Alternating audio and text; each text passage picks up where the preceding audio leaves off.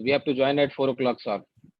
Yeah, so I mean, you will be privy to these discussions, whatever's happening. So you can be live right now, and Right.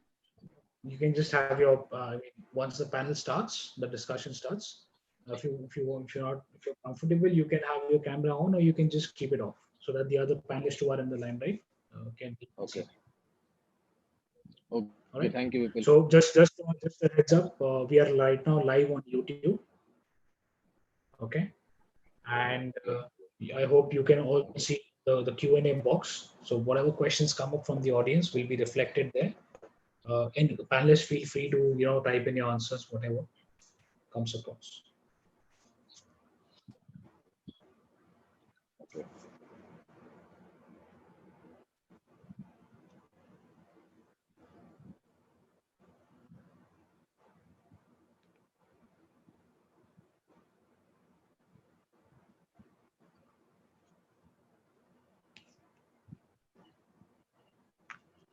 Ajaz, I think Parag is yet to join before we move on. Just stay. Yes.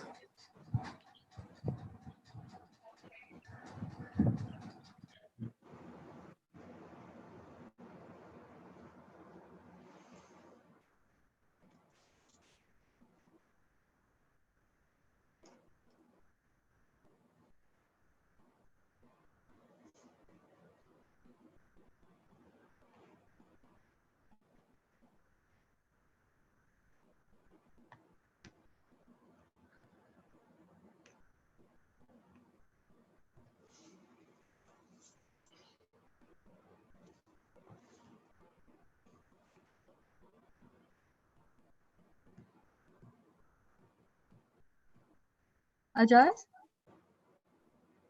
Yes. Hi, can you just give me a heads up on Sue and Parag? Are they going to be joining us? Yeah. Parag sir will be joining in next 5 minutes. He's on a call. He'll be joining in now. All right, so he'll be directly live then. Yeah. All right. And we have Miss Sunny from KOA. I think she's not yet confirmed. Yeah. So will we get an update whether Sunny or Ben will be joining? Anyone of them will be joining from KO.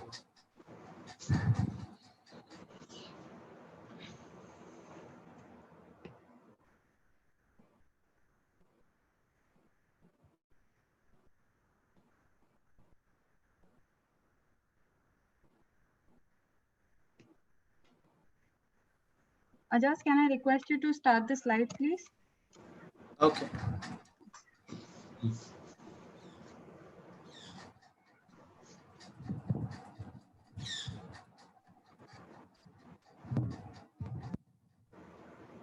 Keep it on the first page, just to start with. Thank you.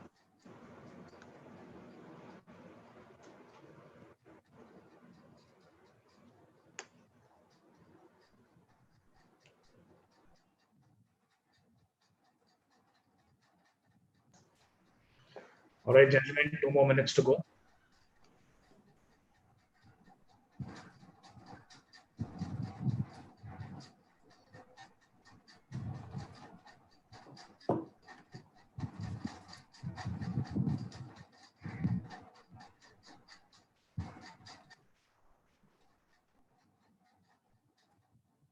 Hello, Parag sir. Yeah, hi Ajay. Yeah, hi sir. How are you? I'm good. Yeah. Vipul sir. Hello, Vipul sir. Yeah, I can hear. Vipul sir, Parag sir is online. Hi Vipul. Hi, Parag, can you switch on your camera as well?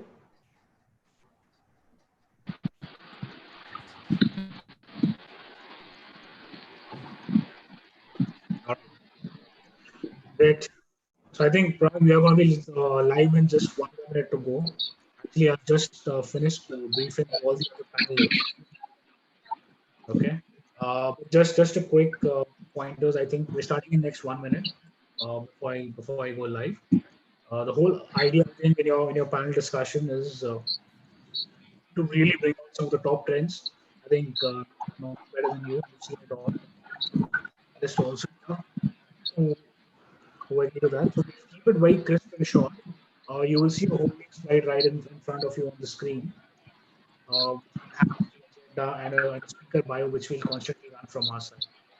So I can just, just quickly introduce so that I can see your audio if there's any lag or not.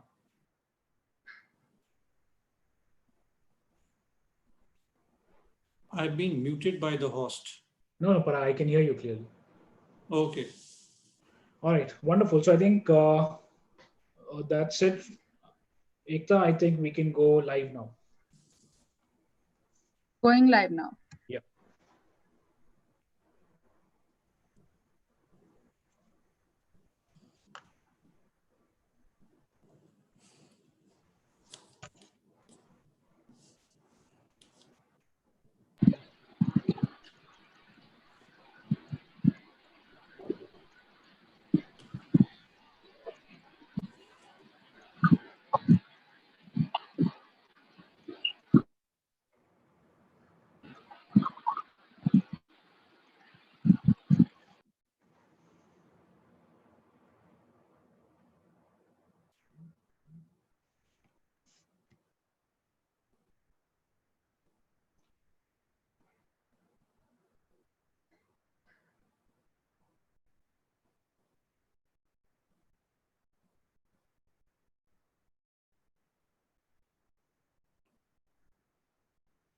All right. So good afternoon, everyone. Welcome to an exclusive for Tea Talk webinar series by Solar Quarter. So today I'm joined in by some of the leading experts from the large-scale solar industry who are here to give in their top predictions and trends that they foresee in the solar sector. I see a lot of people are joining in, so I'm going to give it about 30 seconds before we move on and get to our program. I think the whole purpose of this entire series is to give our audience clear, crisp pointers and trends that the large-scale solar industry is going to witness, bring out some of the fine points on what companies, organizations, and leaders must be prepared for. This webinar is sponsored by Kewa Tech, who's one of the leading inverter companies. I see a lot of chat options coming in, people introducing. So let me just give you, in case you're not aware, if there's any questions that you have, please feel free to use the Q&A box where our panelists can type in. We'll also be picking up some live questions from all of you during this session. I'll just quickly run you to the entire program of what we're going to be discussing today. Can we move on to the next slide? All right. So first, I think we have a very quick presentation from Ikram, Mr. Sabyasachi, who's going to be giving in some of the trends to watch for in the large-scale solar industry. After that, we would be discussing on some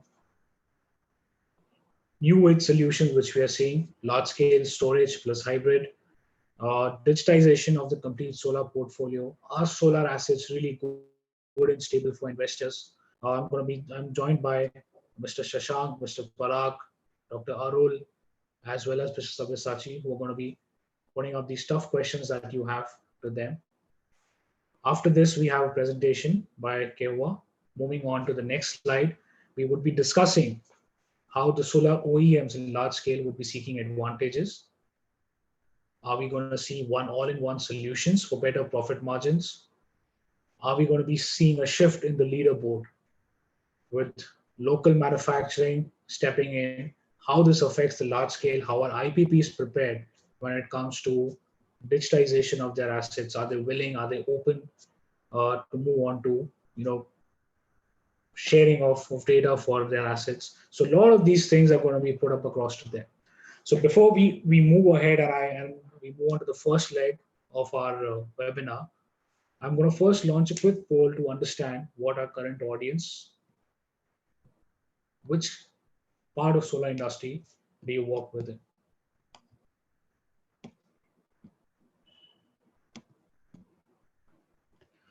So here you have it on your screen.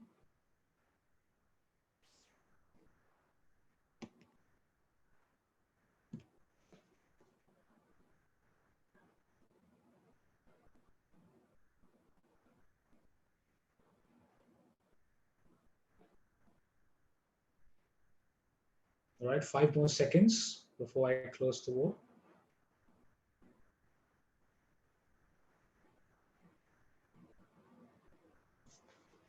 Okay.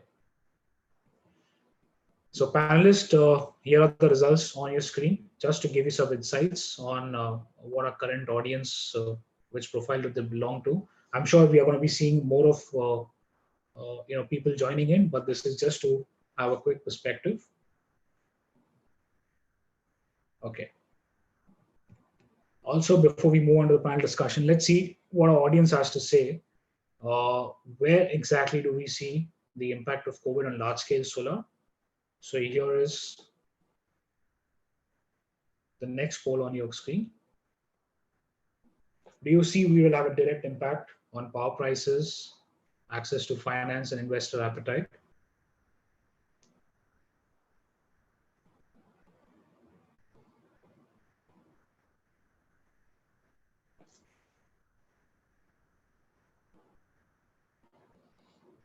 All right, let's share these results with everyone.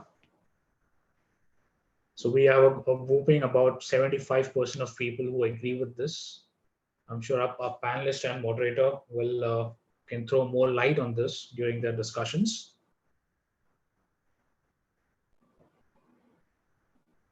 All right, panelists, if you can make a note of these percentages, it will help in discussion. And the last poll, this is going to be interesting. We've recently seen a news on one of the biggest IPPs pulling out of a project.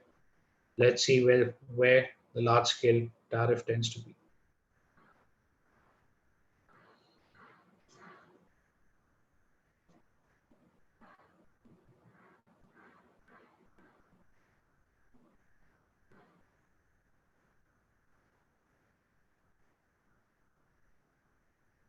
All right, so panelists, I think when I share these results, these are pretty confusing results for me, but I'm sure that you, after your panel discussions, are able to throw more light, and let's see what an actual trend looks like in terms of the bidding rates.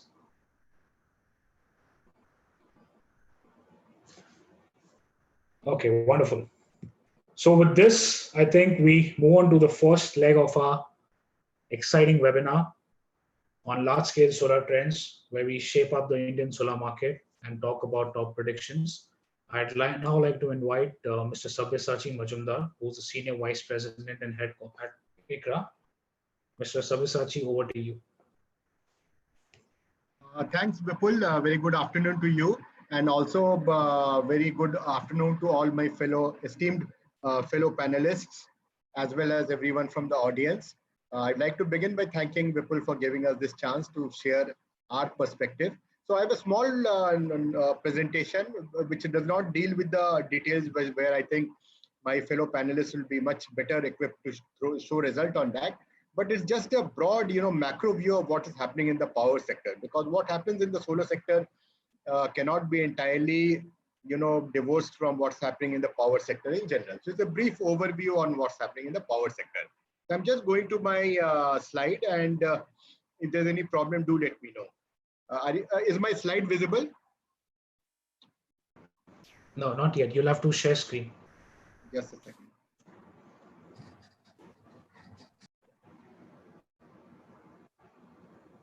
Is it visible now? Yes, you can full screen it. Okay.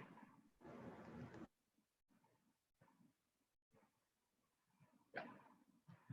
So basically, we'll quickly look at the electricity demand outlook, particularly in light of the recent, impact of the COVID pandemic and the lockdown. What's our outlook on solar capacity addition? What is the overview of the project awards? What have been the recent policy and regulatory developments? Update on payment pattern by state distribution utility, and what is the credit trend and outlook in terms of upgrade to downgrade ratio. Looking at the electricity demand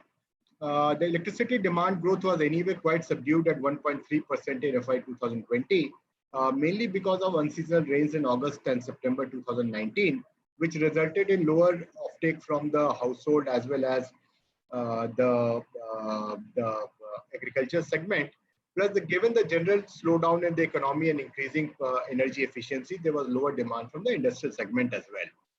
While there was some recovery in demand in January 2020 and February 2020, we very well know what has happened since then with the imposition of lockdown. The demand, in fact, declined by about almost 22-23% in April. And we believe that it might, in the month of May, it will be somewhat lesser in the sense that the degrowth over the corresponding previous would have come down to maybe 15% or thereabouts, although of course the month is still underway. Among the states,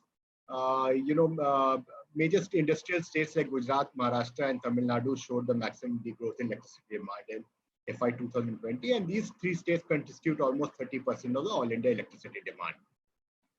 For 2021, we expect the demand to likely to decline by about 1%. And as a result, the thermal PLFs, I mean thermal power, notwithstanding all the mounted growth in RE capacity, still account for share of generation. And we expect the PLF, which stood at around 61% in 2019, to continue to degrow and stand at somewhere around 54% by 2021.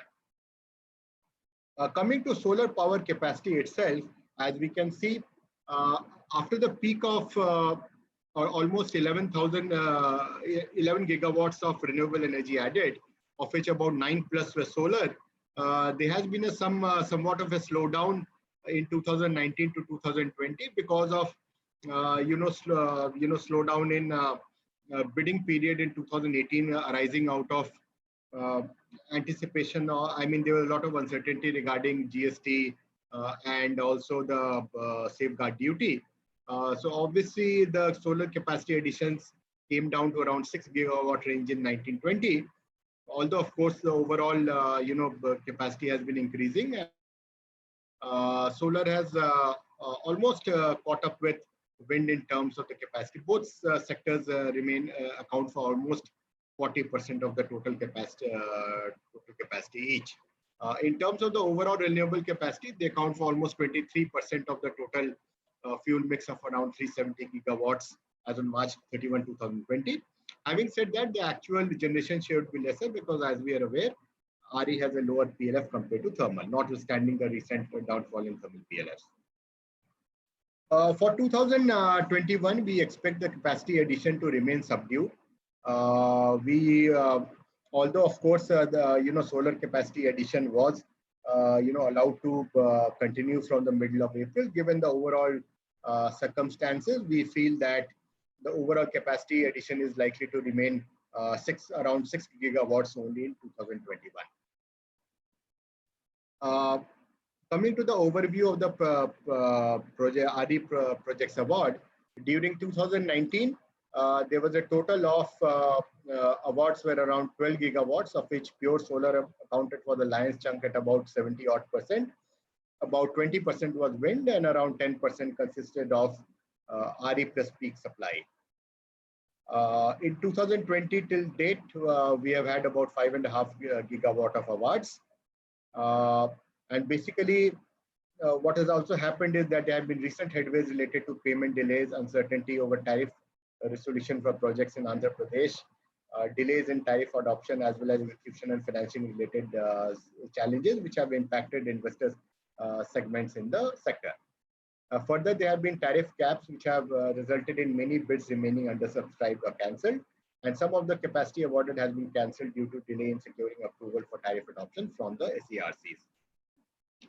Looking at the tariff competitiveness of renewable energy vis-a-vis conventional energy, I'm aware of the fact that, as things stand today, comparing RE and, conventional power is not really comparing apples to oranges, given, things like predictability of supply, impact of transmission cost, etc. But having said that, if you're looking at on a nameplate basis, as we can see from this graph, both wind and solar are quite competitive with alternative fuel. In fact, even if you look at the cheapest,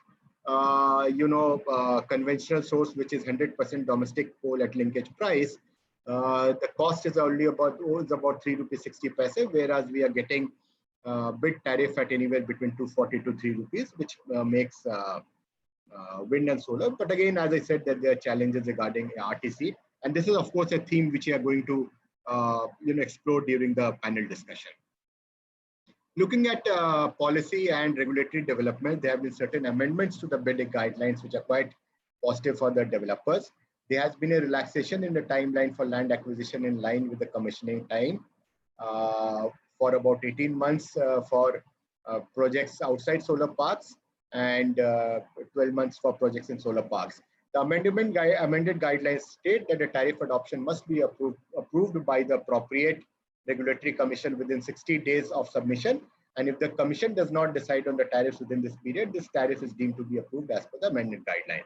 Any delay in adoption of tariff beyond 60 days would also lead to corresponding extension in the scheduled commissioning date. Other amendments include increasing the penalty rates from grid background from 50% of the quoted tariff to 100% of the quoted tariff, and written instructions with justification for imposing grid curtailment. They are positive from the developer perspective. The Ministry of Power has also issued directions to the National Load Dispatch Center and RLDCs to schedule and dispatch power from generation companies to DISCOMs only after implementation of the payment security mechanism in the form of LCs by DISCOMs to the generating companies with effect from August 1, 2019. However, the progress in implementation of the payment security mechanism remains mixed. While most states have opened the required LCs for inter-state generating stations, the same has not been implemented fully for the intrastate generating stations. Further, what we are seeing is that certain states are opening LCs, but not for a 1 month period, but for a week or even a few days in certain cases. Thus, what has happened is that certain DISCOMs are making regular payment for all supplies received since 1st August, but they have not been addressing the issues pertaining to the older receivables which were outstanding as on 31st July 2019. Now coming to tariff, another one very big issue which affected the sector in 2018 and 2019 was the tariff uncertainty for wind and solar power projects in Andhra Pradesh. In September 2019, the High Court of Andhra Pradesh set aside the notification issued by the government of Andhra Pradesh on formation of a HLNC to renegotiate the cost of wind and solar PPS tied up by the electricity DISCOMs. However, the HC directed the state DISCOMs and developers to EPRC to decide on the tariff issue. The courts suggested a time frame of 6 months for EPRC to decide on the issue. In the meantime, the court has directed the DISCOM to make payments of pending bills and future bills at a rate of 2 rupee 43 paise for wind power and 2 rupee 44 paise for solar power. While the question of the government's notification is a positive, the direction on referring the matter to APRC leads to continued uncertainty for wind and solar power projects in Andhra Pradesh. And what we understand is that from January 2020 onwards, the DISCOMs have started gradually clearing the dues to wind and solar power producers at the interim rate of 2 rupee 40 paise following directions from the APHC. However, this was based on the debt funding support from central financial institutions. However, the resolution of the tariff issue continues to remain pending. RPO compliance level has been improving, although it still remains below 100%. Having said that, given the fact that, and also there are no penalties in most states, however, given the fact that, wind and solar power itself has become so competitive on a standalone basis itself, we expect that even if there is no regulatory penalties and things like that, RPO compliance on its own on a sui generis basis is going to improve over the coming period.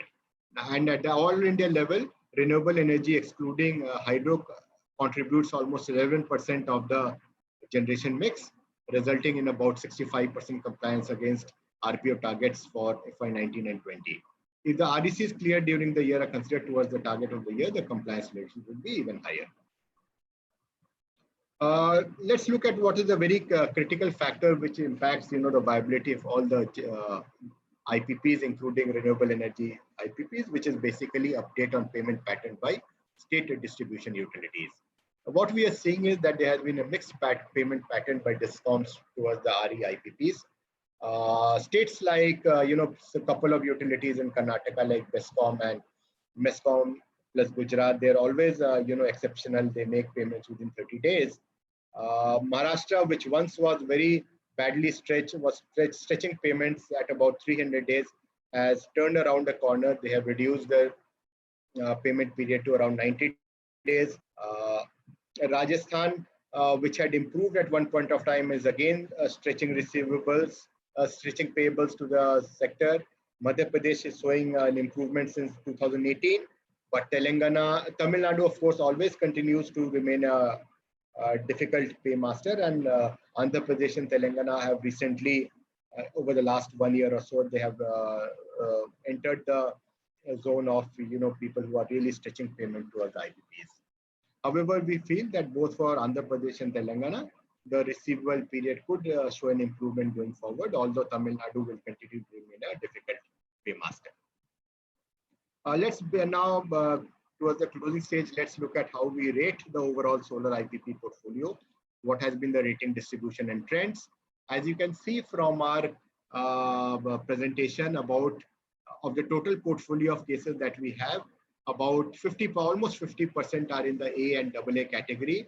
About 30% are in the BBB category, and 20% are in the non-investment grade. The entities which are in the AA category, they are essentially driven, apart from one player, they are largely driven by very strong parentage, PPA types in place, and limited operating risks. And also in the A category, and typically are entities which have a record of about 2 to 3 years. Strong counterparty, basically the likes of GVNL, NVVN, SECI, etc., and strong promoter. During 2020, we continued to have more upgrades than downgrades. Most of the upgrades were basically favorable change in ownership of two group of assets, decline in leverage level of certain entities, stabilization, reduction in project risk, and improvement in generation performance. The entities which got downgraded were led by liquidity issues because of delays in payments from DISCOMs, weak generation performance, and deterioration in group financial profile. Overall, the sector outlook was revised to negative given the headwinds facing the sector because of long delays in making payments by the state distribution utilities, as well as execution delays for projects bid out over the past couple of years. To overall summarize our outlook, in terms of the near-term capacity addition, we expect about 6 gigawatt of capacity addition in 2021. It would have been much better had it not been for the lockdown imposed amid the pandemic. However, given the large capacity pipeline which exists, we feel that capacity addition could really rebound in FY 2022. In terms of the long-term demand outlook, policy support and improved competitiveness will lead to highest share of RE in overall generation mix. It's likely to exceed 13% by 2023. In terms of the viability of the bid, is going to be very selective. Ability to identify locations with high generation potential and transmission connectivity very crucial. Availability of long-term debt and low costs, low rates, and capital cost efficiency is very critical for viability. In terms of regulatory measures, reinforcing the sanctity of signed PPAs and timely adoption of tariffs is a must. Implementation of a must-run status for wind power projects and penalizing grid curtailment for operational efficiency is also very highly desirable. And counterparty credit risk continues to remain very critical. Improvement in payment timelines is really dependent on improvement in DISCOM finances.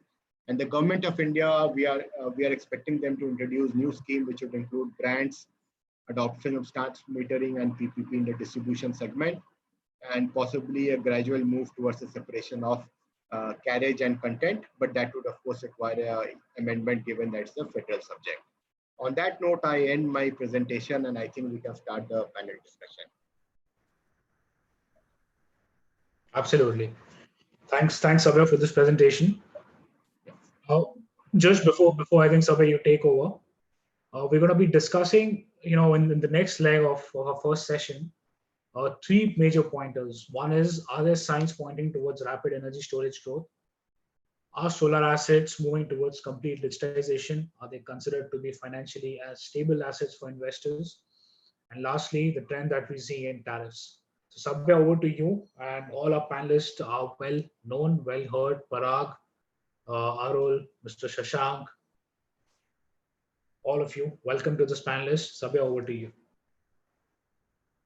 Yeah, thanks, Vipul.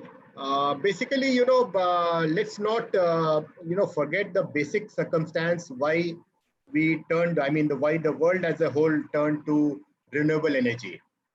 It was never that, renewable energy was expected to bring down the cost of generation.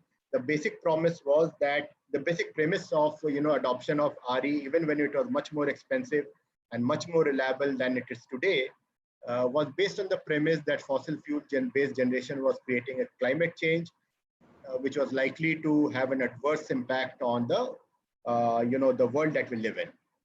Now, my most fundamental question to all my learned panelists is, can we look forward to an age where without any kind of subsidy support, without any kind of crutches, renewable energy, whether it's solar, whether it's wind, or whatever form it may be, can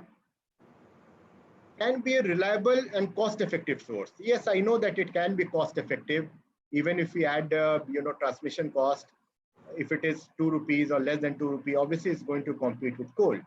But as things stand, we have doubts about whether it can be a round RTC, supplier of power. It is not a reliable source of power yet without energy storage. And as things stand, energy storage is still very expensive. So my first question to all my panelists is, can we look forward to a time where renewable energy with storage alone and without any supplementation from fossil fuel-based generation, can it become a replacement for fossil fuel-based generation, both in terms of reliability and in terms of fundamental cost structure? And if it is not feasible now, what time frame can we look forward where this happens? Maybe I could, first pose this question at Arul, then I'll hear from Shashank, Parag as well. So maybe Arul, if you can share your perspective on this. Yeah, okay. Hi, thanks, Abhyashi. See, my view is we are still not at the point of 24/7, 365 days renewable power, correct, right? So currently what I see as possible is a hybrid where you have a solar and a wind and some percentage of storage. So for example, we can have a storage which is 10%, 15%, which will address the peak power requirements. And then we'll have a certain amount of solar and wind. Where the challenge will come is, how do you get it for 365 days? Certainly for 6 months, 9 months in a year, I believe we can achieve this to a great degree. But how do we achieve it for 365 days a year? That will be the challenge, because if we have a monsoon period with lots of rains and so on, and the wind is weak, so I think this is where the challenge will come. So I think that may be still quite far away. Unless you view pumped hydro or some other source, I don't see battery storage in the next maybe 5 years giving us a 365-day, 24/7 power, right? But in terms of standing alone, I think still electricity is a regulated market in India. So you will always have distribution challenges. There's always cross subsidy charges. For example, rooftop could be potentially, in fact, the first place where RTC can happen is in the commercial and industrial sector with the battery. I think once we cross that, then we could view as a utility scale solution. But even in that scenario, I visualize some element of DG as part of the solution, or a biomass, so that you will have a 365-day power.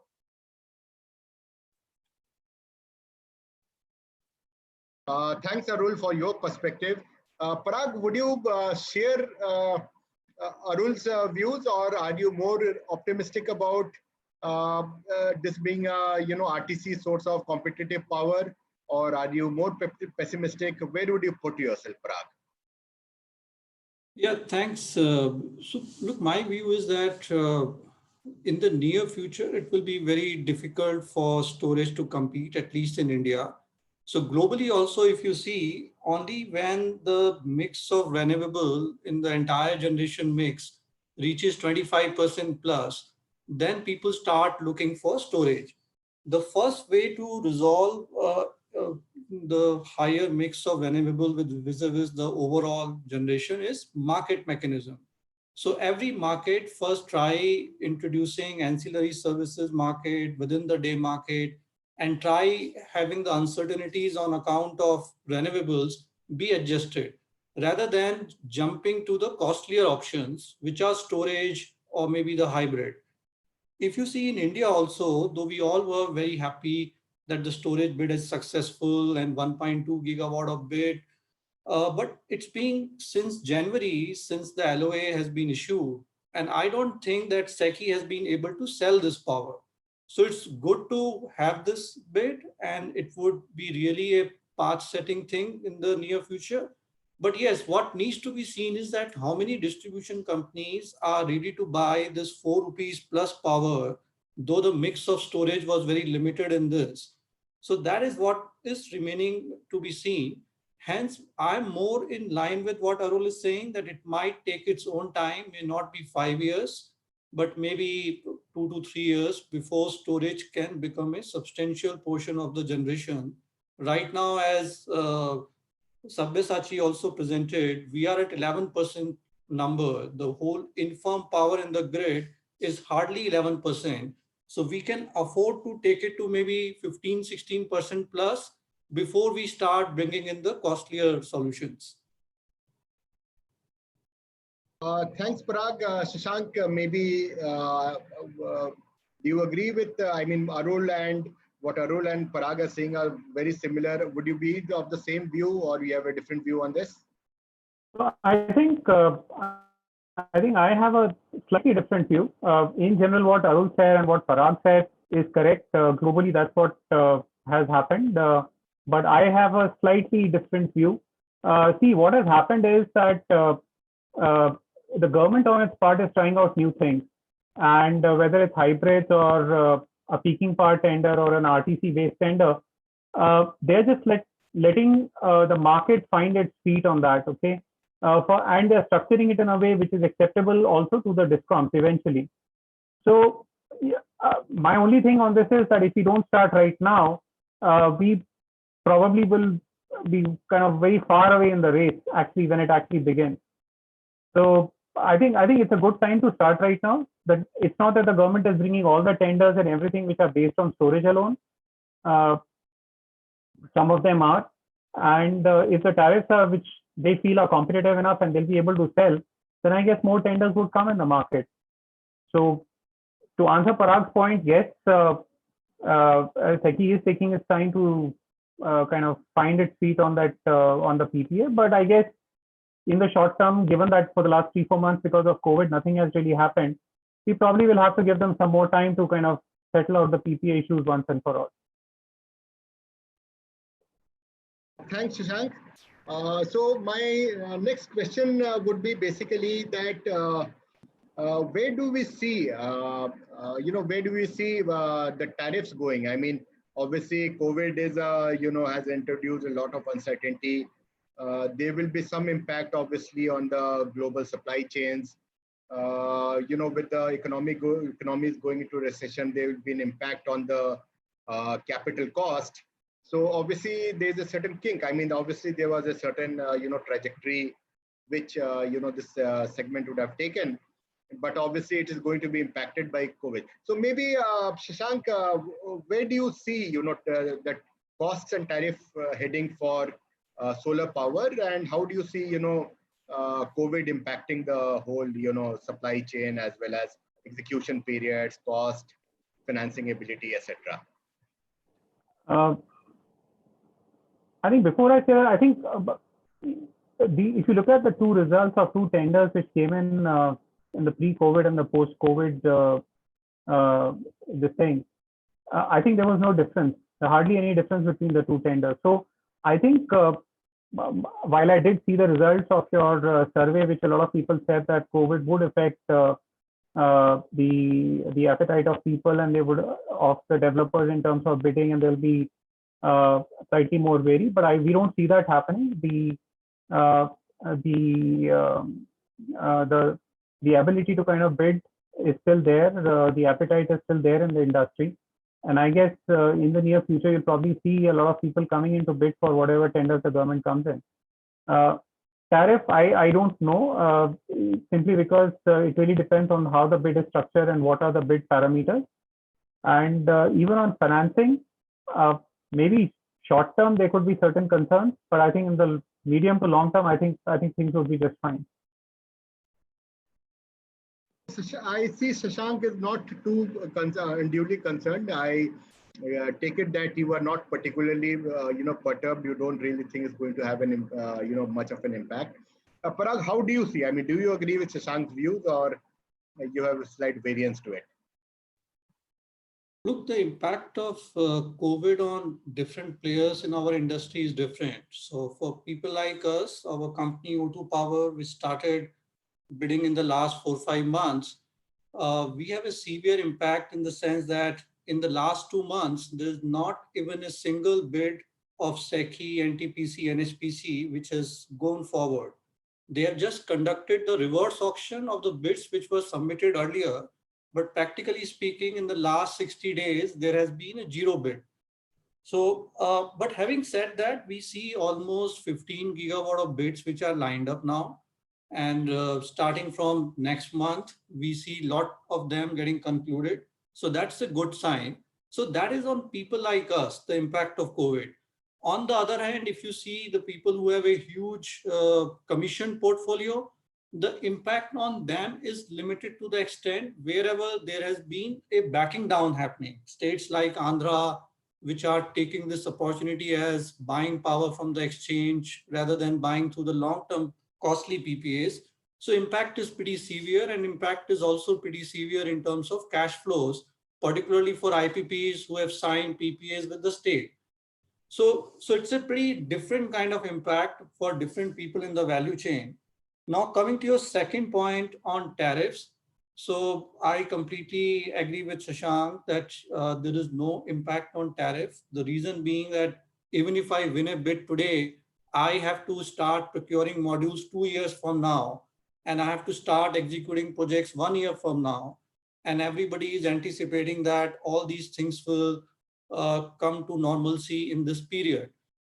Overall, we believe the tariff will keep going down on the back of module pricing dropping, on the back of some other equipments where pricing we are seeing and the new technologies that IPPs are implementing.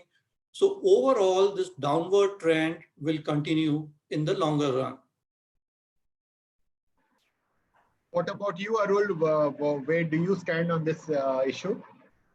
See, my views on the COVID per se, I don't believe is going to impact the bidding process. Yes, the execution of the current projects are impacted because of the shutdowns, material movement, as well as the availability of migrant labor to do the work. But in the long run, in terms of bidding, I don't see there is a challenge. But in fact, I would say that the number of funds that want to invest in India, it's not reducing. You have Brookfield, you have KKR, you have O2, which Parag has just joined and led. Leading. So I think there's a lot of new funds still showing a lot of interest in India. In fact, there was a lull, I would say last year in 2019, where many bids were undersubscribed, right? But I think at the beginning of the year, I think this bids started to be oversubscribed, and there is a fair amount of healthy competition, and the tariffs have indeed come down from the 270 to 255, 250 levels, right? So I see that the trend continuing. I don't see a change in the bidding trend. So, so it looks like the whole house, unanimously believes that the reducing trend in costs will continue, and notwithstanding the short-term challenges, fund availability, as well as execution challenges are not going to be significant, and cost and tariffs are going to come down. So which see, one word of caution I would add is that see, currently because of the COVID, the demand has dropped significantly, right? So I think if people project current prices to 12 months from now, as in the past, there may be some surprises they may have later, because the drop in the last 2 months because of COVID and the global demand has been quite steep, right? So fair enough. So some people may be misled to project that trend to a future, but as long as people are not doing that, I think you will see a a traditional trend in tariffs. Okay, I got it. So fair enough. I got the whole point that, okay, fine. The long term, I mean, it's not that, they are going to, I mean, the current level becomes the base for determining the future year costs. But perhaps on the long run basis, there will be a downward trend. So I get the point. Now, which brings me to the next question. The point is, the tariffs have been going down year on year. But the question is, at this tariffs, are the, projects which are coming up viable? Will the investors, particularly the equity investors, be making any kind of reasonable return on equity on the investment that they are doing, in the large investments which are happening, given the fact that there is a certain country risk, there's a certain country, the currency depreciation, all those things have to be factored in, given the fact that most of the investment is happening from global capital.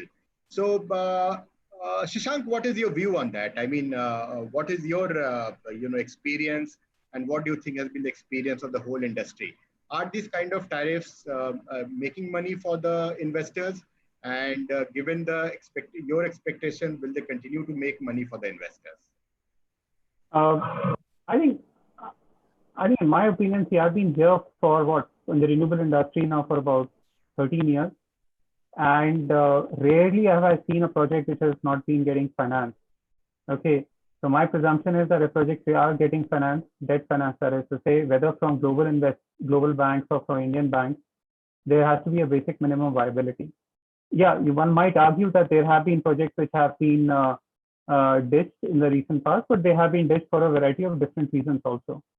So, and the other point I want to make is that if you really see the bidding results right now in the last few months or few years, largely they have been kind of within a particular band. So there have been very tight bands in which the bids have been decided.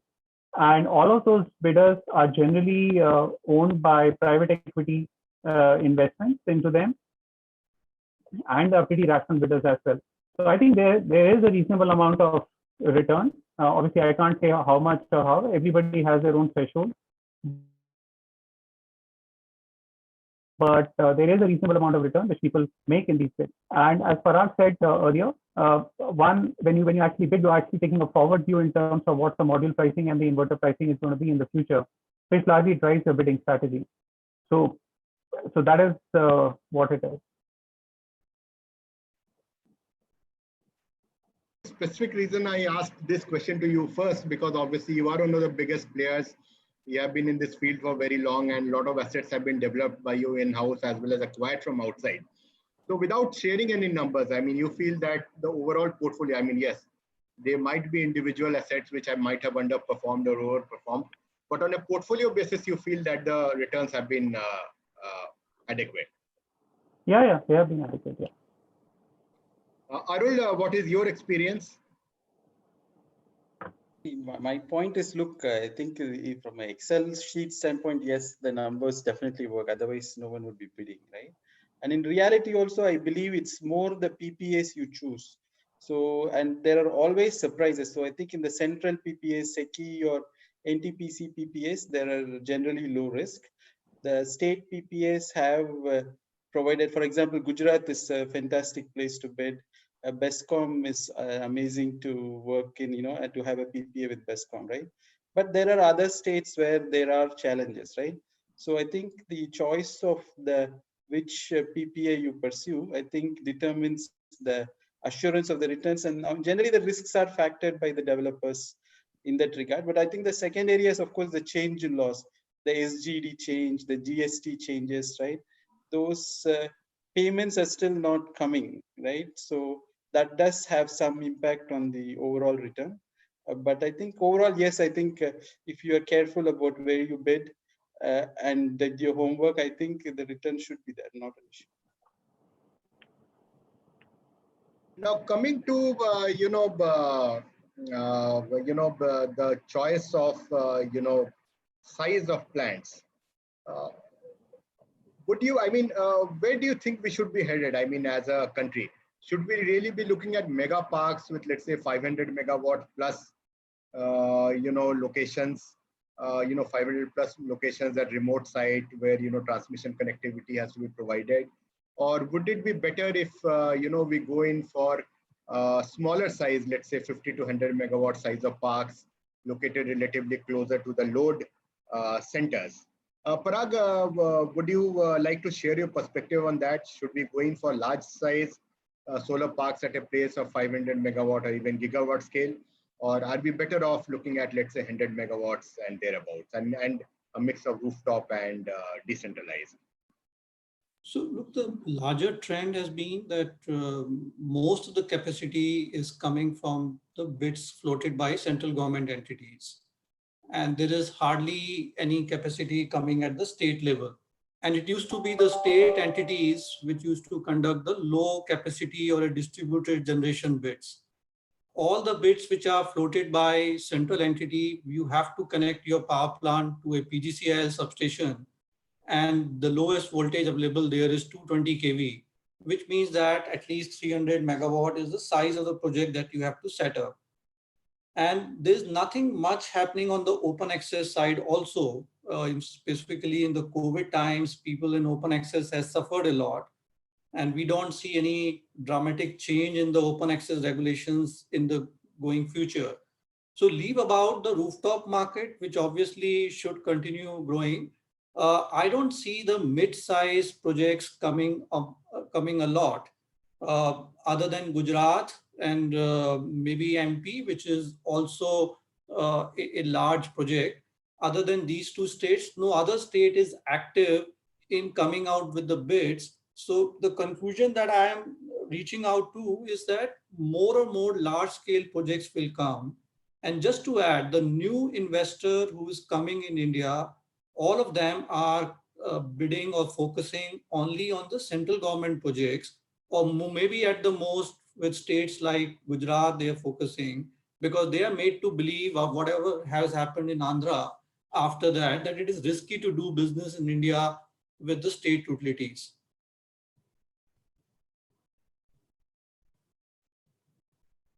Thanks, Parag. My next question is to Shashank. This is a slightly different. I wanted to look a little bit more on the technical side, particularly O&M practices, digitization, etc. Do you think the key main developers who are there in the country, they are focusing adequately on O&M? Are they making adequate provisions for O&M down the line, particularly things like inverter replacement and things like that? So what do you see are the key O&M trends? How geared up are the domestic IPP majors for the O&M side? What are the O&M challenges, if you can throw some light on that? I won't know as to what the other developers are doing, but one thing I can say is that if you generally read around, digitization is a way to go for the O&M industry as well, because at some point in time, you will have to look at the entire value chain for optimization, which is like starting from your land acquisition to your construction to your O&M as well. And I guess all the IPPs know that it is extremely important to recover money from the project, and almost a fair amount of effort actually goes into recovering the money which you have invested by having a healthy O&M and a greater uptime for the plant.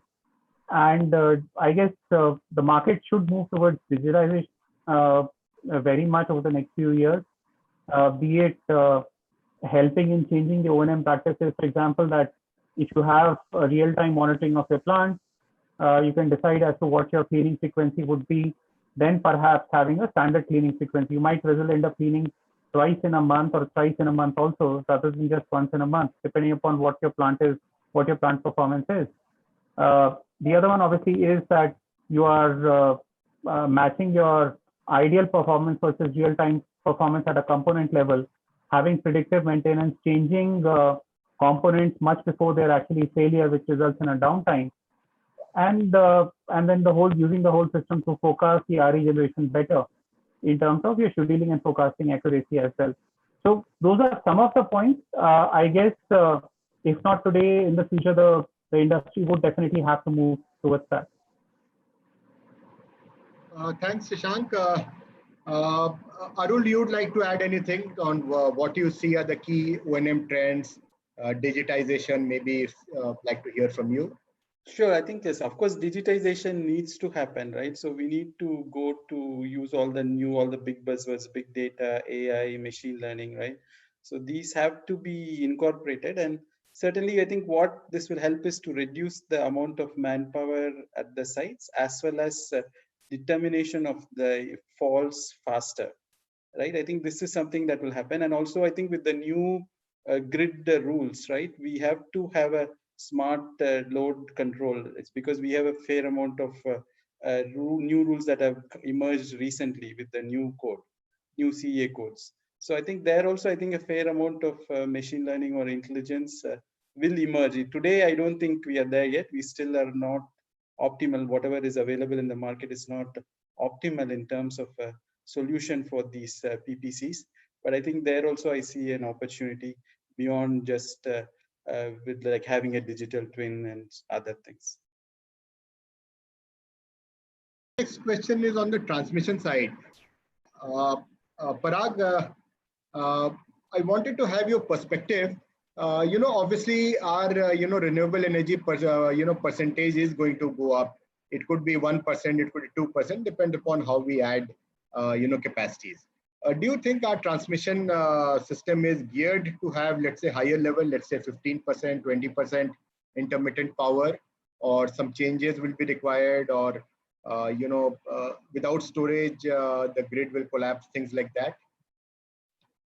So if you see, right now there is only one substation where evacuation is available in Rajasthan, and I'm talking about the substation in a good radiation area. Nobody wants to go to Bikaner where tariff would be 9 paise lower. Everybody wants to remain in the Fatehgarh region. And there hardly 1900 megawatt of capacity. And after the recent submissions of LTO applications and all, it might have reduced further. So, and everybody now is waiting for the next phase of Fatehgarh 3, so that all the new bits also have some better radiation place to connect to. So we are reaching to a stage where if there is any delay in the ongoing substation construction, whether it is Fatehgarh 3 phase 1 or whether the phase 2 of Fatehgarh 3, which is a new 20 gigawatt scheme, if there is any delay in these schemes, all the assumptions that most of the bidders are very happily assuming that they will get a connectivity in Fatehgarh will go wrong. So that is one. Now, obviously, ministry is talking about conducting a substation-based bid, because what is happening is, on one hand, everybody understands that people want to have power plants in Fatehgarh, but it can't keep happening indefinitely. So there is a new substation coming up in Bikaner and so on and so forth. And only way to entice people to set up the power plants near these substations is to conduct a substation-wise bid. It may not be the best option for the government because it will lead to a higher tariff, but that is the only way we see things moving in near future. But yes, having said that, most important thing for the solar industry right now is this new scheme of 20 gigawatt in Fatehgarh region or in the entire Rajasthan should get implemented in time. Specifically, Fatehgarh 3 should get implemented in time.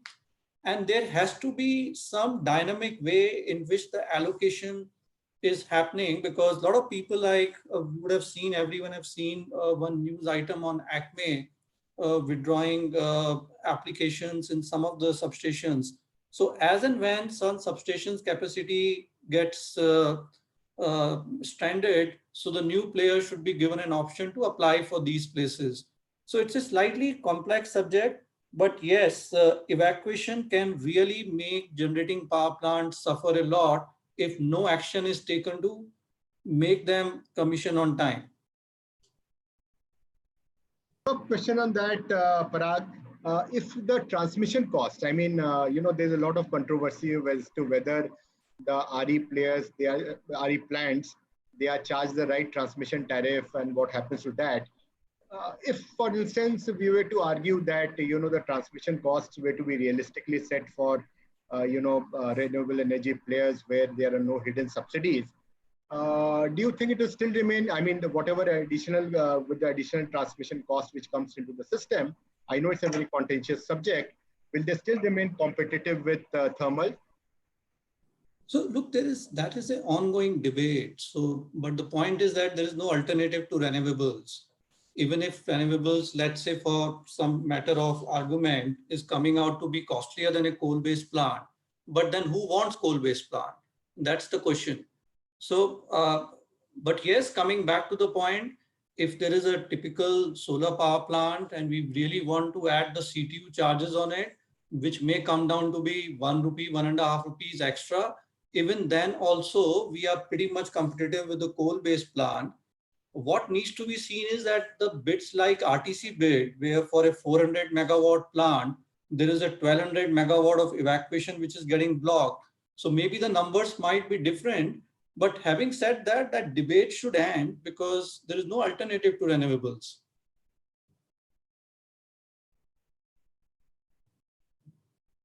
Shashank, you share the Arul's view, Parag's views on this? On competitiveness with transmission. Yeah, so on the last point, what Parag did make, that there is no turning back from renewables. So yes, he's absolutely right. Share the same view on that. And even on if you were to add CTU charges eventually onto the RE, let's say on solar or wind or whatever, you add the CTU charges in the future, let's say after the ISCS transmission, the waiver ends, you probably have that RE plus CTU charges still being very, very competitive to new generation coal. And if you cost out the cost of that coal generation correctly, it will be very, very competitive as well.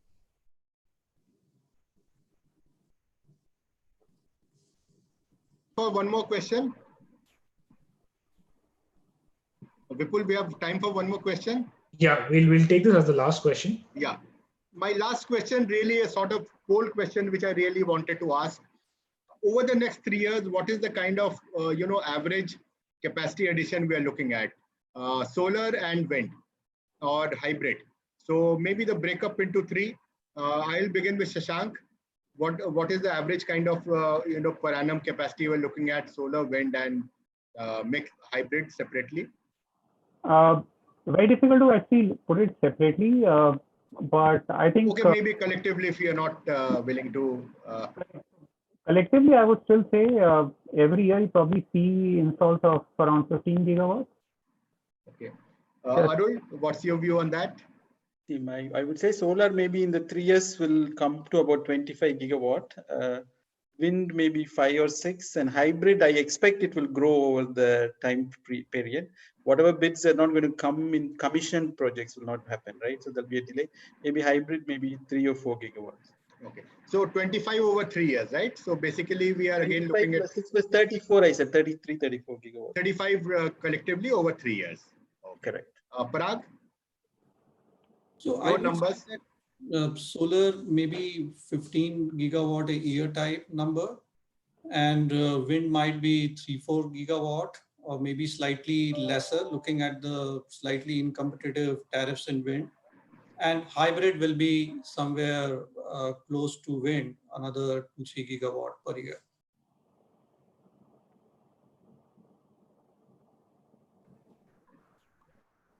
Okay, Vipul, I think I will let you take over for the second panel. Okay, thank you, Savya.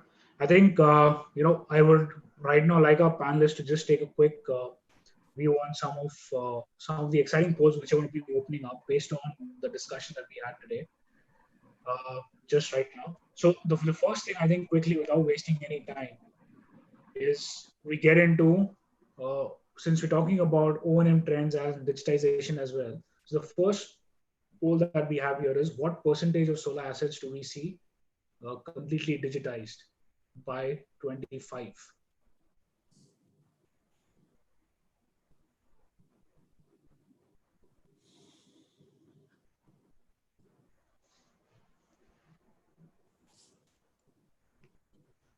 Another 10 seconds before I close the vote.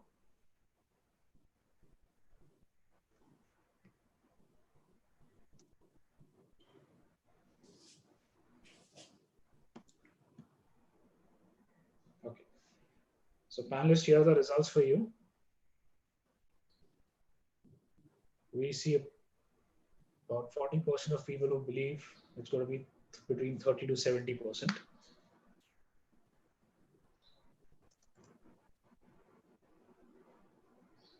Okay.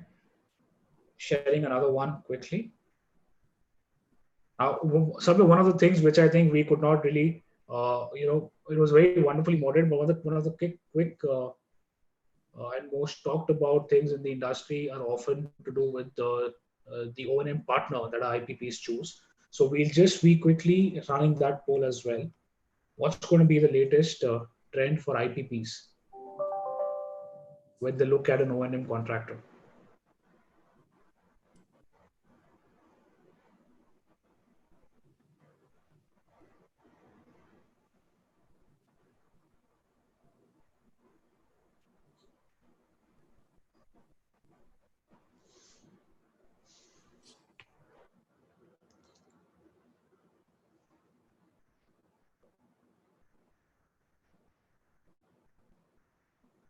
All right.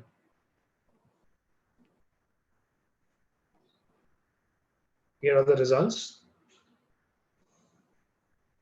So I'd like to take your, take your final view on this point. Where do you stand on the O&M trends on this one before we move to the next session? Yeah, I think a partial mix would be, I think, what I would go for. All right.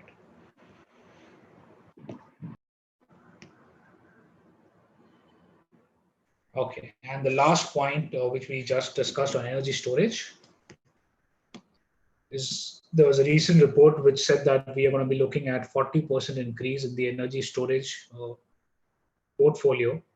Let's see if our audience agrees to this.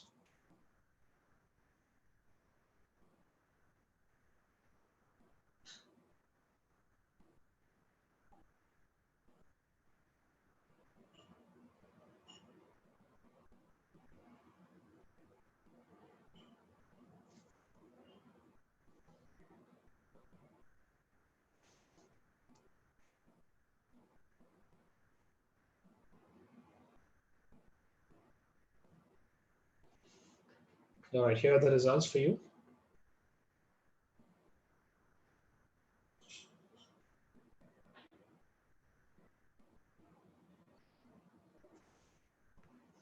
Okay. All right, so I think with this, we conclude the first session. Thank you, Parag, Shashank, Arul, for being here on this session. A lot of questions. I think if you have time, please go through some of the questions that are being asked and try and address these from your side. All right. Thank you. Thank I you. think a great presentation by Sabyasachi. Thanks a lot. Thank you very much. All right. Thanks. Great. So let's move to the next part of the large scale solar trends webinar.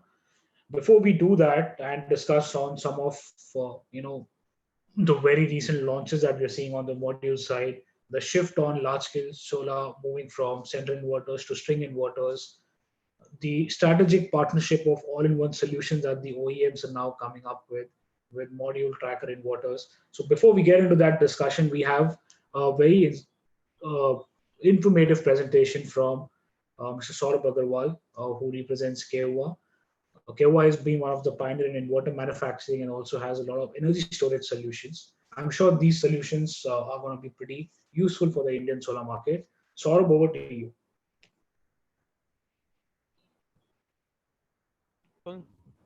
I hope I am audible to each and everyone. Yes, Saurabh, I can hear you. Okay. I'll just share my screen just a second.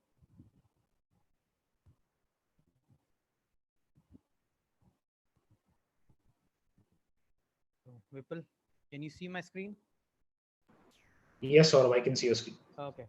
So very good evening to each and every participant in this webinar and to all the panelists also. I'm Saurabh Agarwal. I'm representing KUA Tech. I'm working in KUA as a senior sales manager. I'll be running through a short presentation where I'll be taking not more than 15 minutes of your time. and I'll be giving you 4 briefing about the Kehua, what we are, who we are, where we are from, and how do we support our clients. So just to start with, the first question which everybody will have is who we are, because there are a lot of companies in the market you would have seen who are supplying inverters from almost like few years, but now the question is who is Kehua. So we are an intelligent power management company. We are expert in power conversion for last 30 plus years. So just to have a view of our vision, we are committed to deliver stable power and to fuel sustainable development of our global customers. Sorry to introduce. Could you be a bit more loud, please? Just a second. So am I audible now? Yeah. Okay. So can you hear me now? Yes, it's loud and clear now. Okay. So just to talk about Kehua, who we are. We are an intelligent power management company. We are the expert in power conversion for last 30 plus years. And our vision is that we are committed to deliver stable power and to fuel sustainable development of our global customers. So to move forward, the next question which arises is what we are going to discuss today. To have a view of the context, you can see we'll be talking about the business verticals what we have. We'll be talking about a snapshot of Kehua, the history of Kehua, and the achievements what we have done till date, overview, and what offering we have in the renewable department. Then lastly, we'll be talking about the team we have in India and the installation we have in the global level and in India region. So to talk about the first point, which is the business vertical, we have 3 different business vertical. The first one is renewable energy, which we'll be going through today. We are majorly focusing on the PV inverters, energy storage solution, and EV charging. Second vertical is critical power, where we are doing business from last 30 plus years for UPS, all your on-grid and online UPS and offline UPS. Third vertical, data centers, is our is the department which we are doing the data center for all the top companies in the world.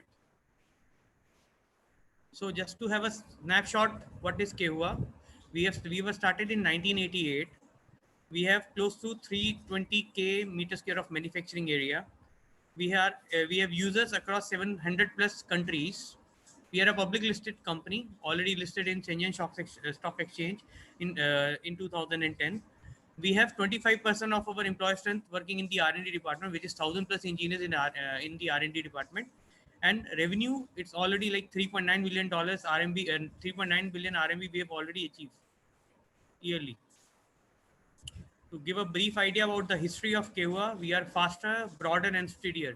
As all of you can see that we started up in 1988, and we are still in the market, and we are leading the market in UPS, in energy storage, and other things. So I'll just give you a brief idea that we were founded in Zhangzhou, China in 1988, where we established our company. We started our UPS department.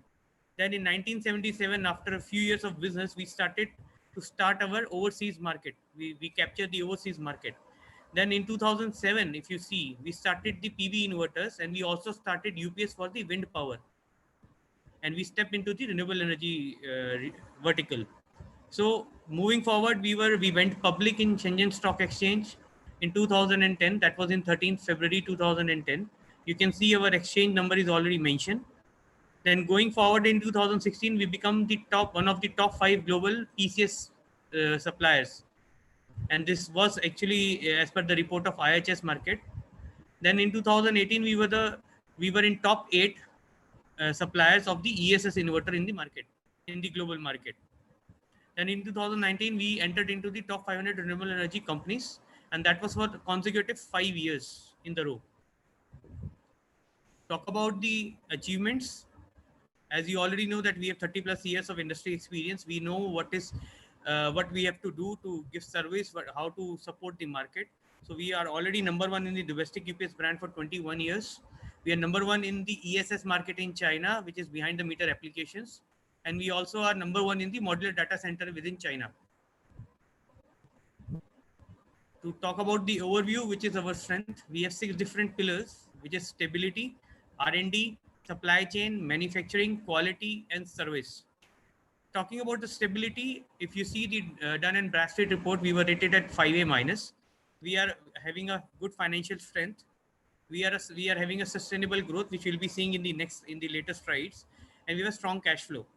Talking about the R&D, as I already mentioned, that we have more than 1,000 plus engineers working for us, with an employee strength of more than 4,000 employees across the globe. We are leading in the technology, and we also have a tie-up with many laboratories uh, and the universities for the development. Talking about the supply chain, so if you see, we have a scientific planning for our supply chain. We have we have optimized our production line for a quick response. We have already maximized the efficiencies both in the supply chain and in our products also, and we have a quick response to the market. So quick response, I'll give you a brief idea in the later stages what we are trying to showcase here. Talking about the service is a key feature, key backbone for Kehua, where we have a very professional team, which is giving 24/7 online support. We also have an on-site support, and then we also do training and guidance for all the client requirements. Talking about the quality, we have all the quality certification, whether it is ISO related to the company, which is our manufacturing base, or it is related to the product, all the IC certifications we have. Talking about we also take care of the supplier quality control, which is at the time of purchasing the raw material, at the time of processing, and at the time of supply. And we do a strong quality check on all our processes. Talking about the manufacturing, there is a slide where I'll be showing you how many manufacturing facilities we have. But all our manufacturing facilities, we are having a first class facilities in all our production plants. We have a sufficient production capacity to support all your requirements. We have a very fast delivery process. Since we are based out of Xiamen, which is near to the seaport, it's almost like 2 hours distance from our factory. So we have a very fast delivery process. Talking about the overview of stability, you can see there is a pentagon which has been displayed on the left side, where we see that organization wise it's a 4.9, credit health is 4, delivery 4.7, quality control 4.6, and production is 4.2. So this is a report given by Dun and Bradstreet, where I've already mentioned that our rating is 5A minus. We have a DNB MS score of 3, and financial strength is 5A. So as you see, our sales revenue from 2016 to 2019, there is a steady increase in the business. We are already there in the market for last 32 years. We have a year-on-year growth of 12.58% increase as per 2019. We have a strong cash flow. If you compare to 2019, it's 134.15%. So you can see our financial stability and the company stability is very good. Talking about the R&D strength, as I already mentioned that we have 1,000 plus engineers. We have 4 state councils which are working for us. We have already participated in 90 plus national and industrial standard development programs. We have close to 800 plus patents done by our R&D team. We have 40 plus national and provisional torch plant project which is already running. We are also having a postdoctorate research station. We already have tied up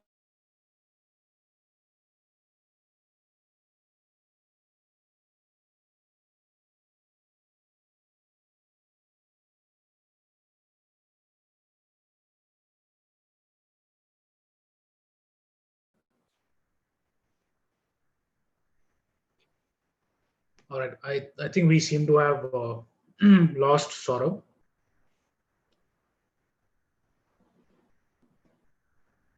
Okay, Sabya, are you there? I'm there. Okay. All right. So I think we've lost Saurabh on the connection now.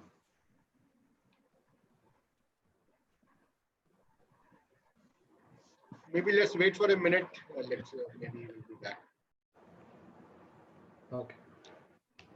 So I think in the meantime, I would probably just put across, before we move on to the next panel, also to have, let's say, a good perspective in terms of some of the module prices or the water technology or the OEMs coming in together.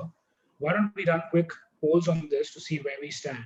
So first of all, I think what's very important is we've seen a lot of discussions going around the kind of module technology, could be monoPERC, bifacial, poly, etc. Let's see what we think is going to be a prediction for the next year in terms of module technology.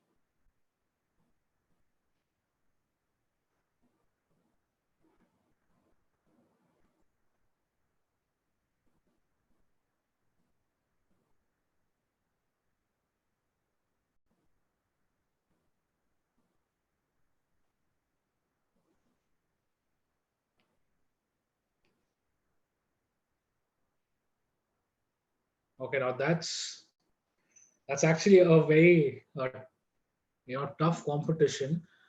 So Sabir, I think this is something which you should definitely discuss in the next panel. In fact, we have Arul also with us, who is an expert on and when it comes to module technology as well.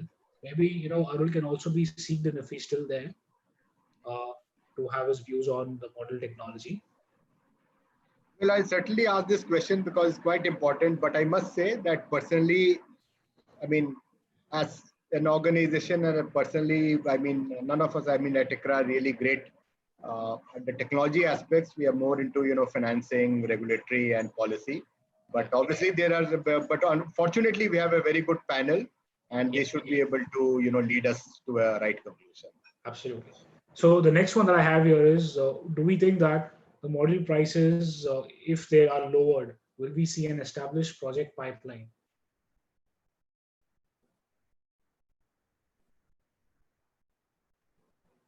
Is there a direct correlation between the module prices and an established project pipeline?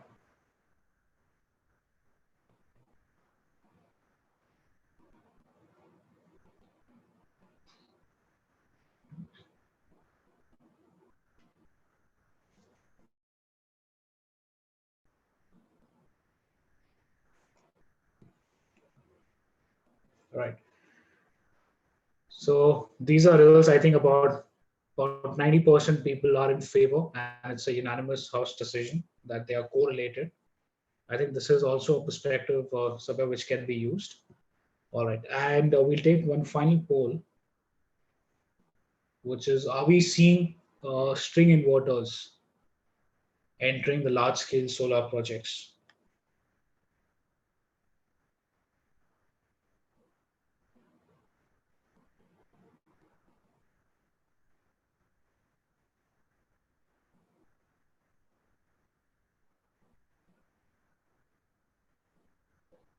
Okay, so I think we have Ben from Kewa. I think Ben, it's going to be interesting to see you discuss on these points and talk about how Kewa looks at this particular perspective. Yeah, I'm sharing the stats of this for you.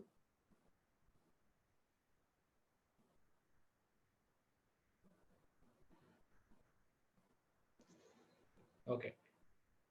So I think Saurabh, you're back. Saurabh, are you there?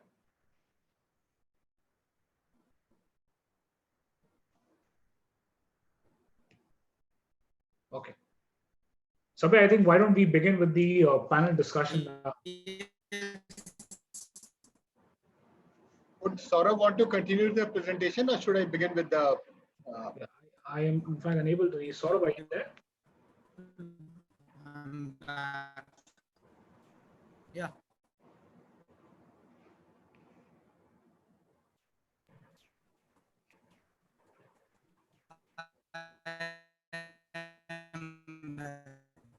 Sorry, actually, there was a power cut and my Wi-Fi stopped working.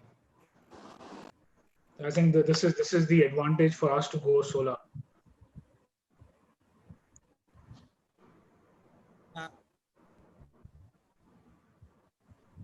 I actually only need 5 minutes. I'll cover up the presentation. Yeah. So actually, I'm facing some difficulties from your end. Vipul. Yeah. Hello. Yes.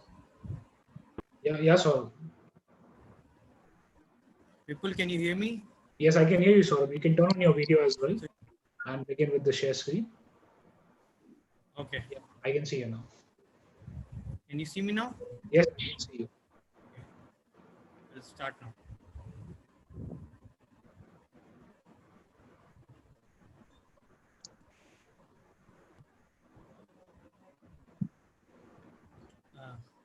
Hello. I'm really sorry, everybody. I got disconnected. So Yes, we'll sir. just start from where we left. We were talking about the R&D strength and all the Tesla what we have. We are one of the top and few companies which have their own EMC test lab, and we are also having a megawatt test lab where we are able to test inverters up to 5 megawatt size, and PCS also PCS, which is power conversion system, also up to 5 megawatt size. So talking about the service, we have a 24/7 online support. All our engineers are on the foot all the time to support all your technical requirements. We have an on-site support where our engineers visit to your site and check all the problems you're facing. We have a professional team, and we also give training and guidance to your technical team. To all our clients, we have an option. We can train your team on the site, on the office, or we can also invite your team to our office to give a technical training. So talking about next, where we are located. So if you see the map of China, you can see we have a headquarter in Xiamen. We have a Zanzhou factory, Xiaomi factory, and Foshan factory. We have a total 4 manufacturing bases covering up to 320,000 meters square of area. We have an annual production of 2 million units, and we have 8 gigawatt of annual solar production capacity. So now, fourth question is how we support our clients. So as you already see that we are number one in behind the meter application in energy storage solution. We are top 500 companies in the renewable energy enterprise worldwide.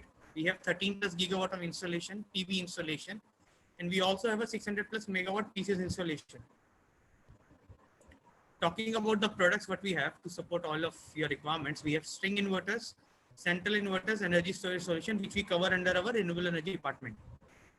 Talking about the string inverters, we have inverters in single phase, 3-phase, and also we have inverters in 1000 volt technology and 1500 volt technology. Talking about single phase inverters, it starts from 3 kilowatt, goes up to 6 kilowatt. And we have 3-phase inverters starting from 5 kilowatt, goes up to 20. And then bigger projects for your commercial side, bigger rooftop projects, we have inverters starting from 30 kilowatt, goes up to 60 kilowatt. We also have launched our inverter, which is in 1500 volt technology, which Vipul has already done a poll recently whether the central inverter will be replaced by string inverter. So this is the inverter which we are talking about. This is 250 kilowatt string inverter in 1500 volt, which is having a 12 MPPT option. This is the next sensation for the big ground mount projects. As we have seen all the panelists in the previous session talking about Renew and other companies, they are all using string inverters now for few of their top ground mount projects. So we also have this inverter launch, which will be available for commercial use in June mid. We also have our own internal monitoring system, and we also offer AC/DC combiner boxes. Talking about central inverters, we have inverters which is outdoor type IP20, which starts from 500 kilowatt, goes up to your 2 megawatt. We also have containerized solution in central inverters, where we have starting from 0.8 megawatt, goes up to 6.8 megawatt. And we also give a turnkey solution where we have switch gear and the transformer inbuilt. Just like a containerized solution, you have to just connect DC and you will take AC in 10 kVA, 22 kVA, 33 kVA, or 132 kVA, depending on the transformer type. We are also offering centralized distributed inverter where the MPPT is external. You can connect the MPPT with the help of Wi-Fi, and you can increase your inverter's MPPT. Already the inverters what we are offering in the market, like 2 megawatt, 2.5, 3.125, 3.4, it's all dual MPPT. We are not offering a single MPPT inverter. Talking about the energy storage, which was the next sensation in the market, everybody is talking about on the energy storage, whether it will pick up or not. But I personally foresee that there are many tenders, not only in India, but on the global level coming up for energy storage. I've seen clients where is no grid connection and they want to install ESS solution for around 5 to 10 megawatt. And they are using gas generators. Talking about the PCS, we have a system starting from 50 kilowatt, goes up to 500 kilowatt. And this is all indoor type. We also have PCS, which goes up to 2.5 to 3 megawatt. Talking about the ESS, we have a complete solution where we offer the batteries, your EMS, your battery monitoring system, and the PCS. It's a complete solution, just plug and play type. That is available in the megawatt scale. So this application is for your AC coupling. We also have DC-DC converters to support all your DC coupling requirements. Talking about the present status. So if we talk about the market demand and what we are offering in the market. So there was a demand when we started up in India, almost like 3 years back now. There was a demand of string inverters. And we were ready with the product. We were having it. We were supplying in China and other countries. We supplied string inverters immediately. People started talking about 2.5 megawatt inverter because that was the inverter available almost like 2 to 3 years back. So we already have that inverter, which is under discussion now. Talking about central inverter, there was a demand almost like 3.125 megawatt inverters 2 years back. We were ready with the inverter. We have already installed 400 megawatt in India, and it's been running for almost like a year now. And we have 1 gigawatt pipeline under construction now. So you can see we are already quick to the market demands. We're talking about the central inverter. Now we are forcing that there will be a demand of 5 megawatt. People are asking about 5 megawatt central inverter. We are already coming up. It's under IEC. We will be launching 5 megawatt inverter very soon. Talking about the string inverter 250 kilowatt, which is in 1500 volt technology. They were very big IPPs looking for string inverter. They wanted to test 250 kilowatt inverter for their ground project and wanted to see whether this will be running in a longer run or not. So we are already launching this in the mid of June. Talking about the India organization chart, you can see Miss Sunny Ru, she is our CEO for India. Now we have Mr. Eddie Zhang, who is our channel sales director. You can see my name on the right side. We also have Mr. Ben, who is our senior sales manager. He's looking after a few of the key accounts in India. And we have Mr. Rohit Pava, who is a sales manager. He is ex-Sungro. He's also supporting us for the sales. If you talk about few references, globally reference, we have total 12 gigawatt of installation. We also have 6 self-invest PV power station and 9 station which is operational in 2019. So I will not be showing single project for single country like 400 megawatt, 200 megawatt from a single country, 4-5 slides. I'll be giving an overview which all countries where all we have inverter installation. So you can see Korea, we have a 2 megawatt distributed power plant. We also have plants in US, some plants in Poland, some plants in Poland again. We have inverter supply to plants in San Francisco. We have projects in Australia. We did a 100 megawatt. You can see there is an ice on the ground. You can see the temperature is on the negative side, and we did a 100 megawatt inverter supply. We did 410 kilowatt ESS PV plus ESS project in Madagascar. Talking about India, we already supplied 400 megawatt, which is running from last year. We have a pipeline of 1 gigawatt, which is under supply. So this is 200 megawatt project in Badla. We also have 200 megawatt in Pavagada, which is running. It's for the same developer, and the client is very happy with the performance, and they have given us a repeat order for 300 megawatt. And then we also have 600 megawatt cumulative order for one of the client, where we'll be supplying the same 3.125 megawatt inverters, and other clients we are in discussion. Talking about the string inverter installation, there are a few pictures you can see where we have supplied the string inverter for the rooftop projects and the bigger rooftop and a smaller rooftop. So you can see our clientage. We are not showing only clients from China.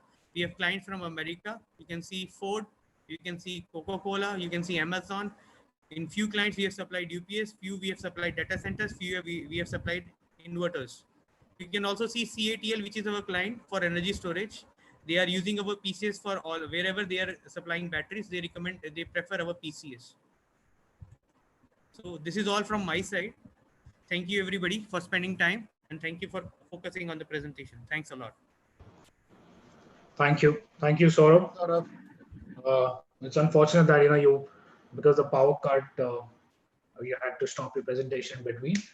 But nonetheless, I think India is moving to being absolutely running on green energy with round-the-clock power available to all of us. So thank you once again. KO has also been a sponsor to this webinar, and we hope all the best for you. All right. So I think with this, Sabyasachi, we are now set for a very exciting discussion on solar OEMs, seeking advantage. We see a lot of partnership now happening in terms of model inverters trackers. Let's quickly get on with the discussion. Where I'll invite all the panelists, Mr. Sarvesh Singh, Mr. Sanjay Varghese, Mr. Ben, and Felix from Longi to please come on screen. Sabyasachi, over to you. Thanks, Vipul. Let me begin with a very basic question to all the 4 panelists. Where do we see, module prices going? I mean, I'll start with modules, then we'll come to the inverter part. So where do we see the, module price headed, and what impact do you think COVID-19 will have on, module prices and the supply chain? Maybe I could begin with first question. Maybe I could address it first to Sanjay. Yeah, hi, good evening, everyone. Yeah. Am I audible? Yeah. So obviously, we have seen a sharp drop in prices over the last 2 or 3 months because of the COVID impact. Markets for domestic users have definitely shrunk.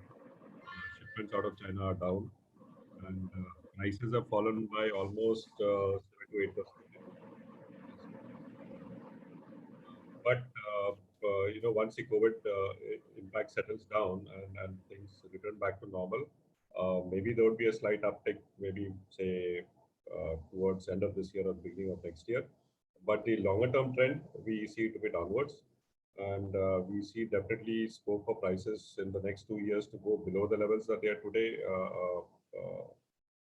At least another 5 to 8% probably. Yeah. Sanjay, would you share the same perspective or you have a different opinion on the matter? Yeah, this is Sanjay here. Am I audible? Yes. So, I mean, we heard Sarvesh's views on the module price. So, wanted to have your perspective on this. No, that was me actually. So I think this is us getting used to the entire virtual meeting. So somewhere I think Mr. Vargas just spoke, and now we'd like to have Sarvesh's It's your view, please. Yes. Yeah, good evening, friends. This is Sarvesh from Azure, and we also share the views that in the short term, module prices may come down significantly, but after this COVID things takes stabilizes, then maybe slighter it may become stable for some time, but in the longer duration, prices of module are going to go down certainly. Because there are certain reasons, like because there is a huge supply buildup, and then coding impact on the execution side will take a longer duration than expected. So there may not be demand picking up immediately.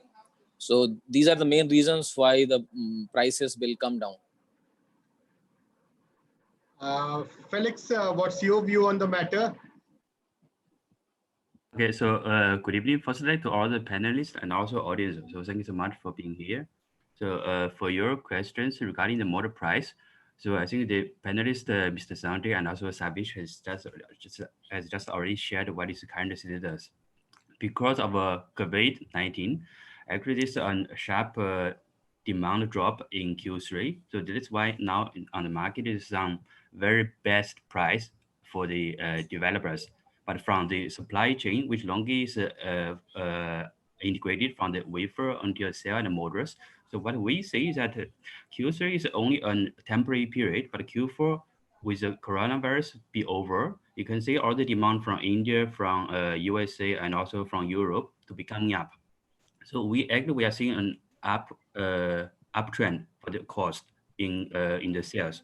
So from our perspective, actually in Q4, the price will be higher than current price for sure. And in the long term, what we see in the next 1 year to 2 years, price should be very much stable, not too big change. After that, there will be a long term, will be a slight downward.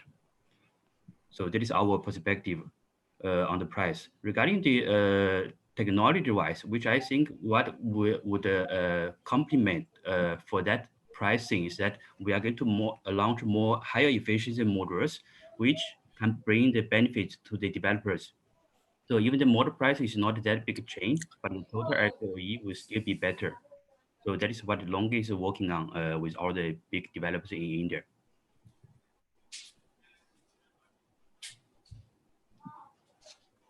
Thanks, Felix. I will begin my second question with you. Where do you see technology going? I mean, we saw that there was a poll as to whether, monoperc will be the way to go or bifacial. What's your perspective on that? So if you know that Longi has been actually a company only focusing on the mono. So we have already started promoting monoperc since around 4 years ago. So what is the trend we have seen now that all the companies are shifting to monoperc technology. So even in India, since the year 2018, customers like Renew Power has already started to launch the 300 megawatt monopoly models. And since this year, all IPPs are becoming to adopt the monopoly technology for all their big projects. So that is the first trend. The second trend, which we're also seeing that the bifacial is taking a lot of market share in India, because we see most of the customers are now starting to evaluate the bifacial models. So in maybe small scale so far, maybe 20 megawatt, 50 megawatt, but this already on the rise. The reason behind is the bifacial is actually giving the gain to the customers, and the cost difference between the monofacial and the bifacial are reducing a lot, from above 2 cents close to 1 cent. So that is making a lot of commercial sense. So from the technology wise, what we say is monopoly and bifacial are both coming in line. And one impact which is now coming in the picture is that about the size of the modules. What longest view is that we have been promoting the higher efficiency mono modules since the inception of this company. We have launched our HAMR 4 modules, which is 440 watt plus since last year. So now we have already sold 10 gigawatt, but now on the market is already 500 watt plus modules. So that is the next trend, which we are seeing with a higher power bill. But more efficiency is most important besides the size of the motors. Okay, thanks, Felix. Sanjay, your views, please, on technology. Yeah, so as Felix mentioned, we started using Monoperk last year, and for most of our projects coming up this year and next year, we'll be using almost exclusively Monoperk. So we see a mix of Monoperk and poly in the Indian market for this year, but next year definitely will be majority Monoperk. And the other trend that we are seeing about bifacial, as Felix mentioned, we don't think bifacial makes sense in India right now. But as he mentioned, the price delta between bifacial and the monoperk is coming down, and it has come down from 5 cents in 2018 to as he mentioned, about 1 cent now. But by end of next year, we are expecting that the price delta will probably be will be negligible, in 0.2, 0.3 cents kind of number. And once that happens, we see a larger adoption of bifacial in the Indian market.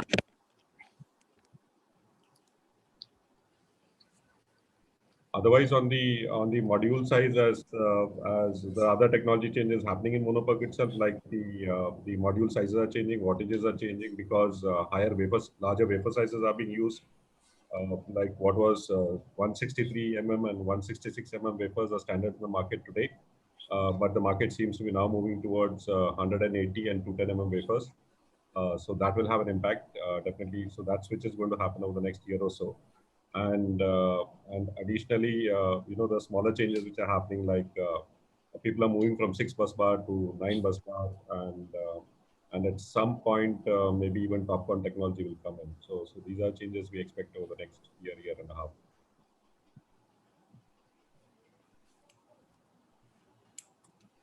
Ben, I haven't heard from you. From Ben, maybe your perspective on this, on the way the technology is going to shape up, how the technology landscape is going to shape up on modules. Yeah, actually, for myself about the solar panels, I have no words on this part. But, I think that we are questioning the solar inverters. There will be a good professional for us. On the modules. Yeah. So Ben, yes, module technology, yes. Yeah, I'm sorry for that, but I believe that you have the Mr. Sunny and the Felix on the experience with many years for that. Thank you. Okay, Sarvesh, your views on this, please. So what we foresee also that going forward in India, monoperks will be used in coming years. Say this year, most likely most of the big developers will be using monoperks, whereas they are going slow on polycrystalline modules. And in monoperks also there is a half cell technology and full cell technology. So mostly people are using half cell. However, going forward, as on date, I don't foresee that there will be much demand for bifacial for this year. Reason being it will depend on the location of the project, where albedo factor is matters for bifacial, and the price delta as of now seems a bit higher than what developers are expecting. Once this price delta between mono and bifacial comes down, then I hope that the developers will focus on the bifacial. So going forward for Indian market, this year and next year, we foresee that monoPERs will be 80% of the projects will be using monoPER, and afterwards, when the prices delta becomes say 0.1, 0.2 cents in between mono and bifacial, then I think bifacial will be preferred. And I mean, of course, but we are all convinced that we're looking at only, semiconductor based. We are not really looking at other material like perovskite or organic compounds. Those are still too futuristic right now. Any diverging views on that? Sarvesh, Felix, Sanjay, any of you would like to address that? So, Sanjay here. Yeah. People have been talking about something like HJT for almost 4-5 years now, and and it's always talked about as the next big thing.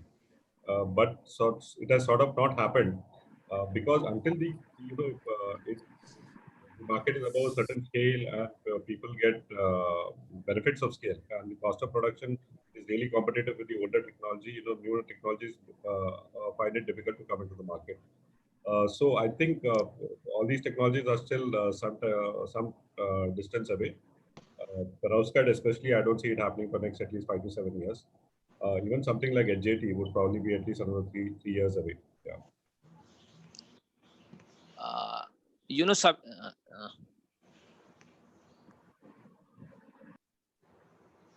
Hello. Yeah, Sabyasachi, this is Sarvesh. Actually, for new technologies to experiment, as you are aware, the tariffs are quite low, and the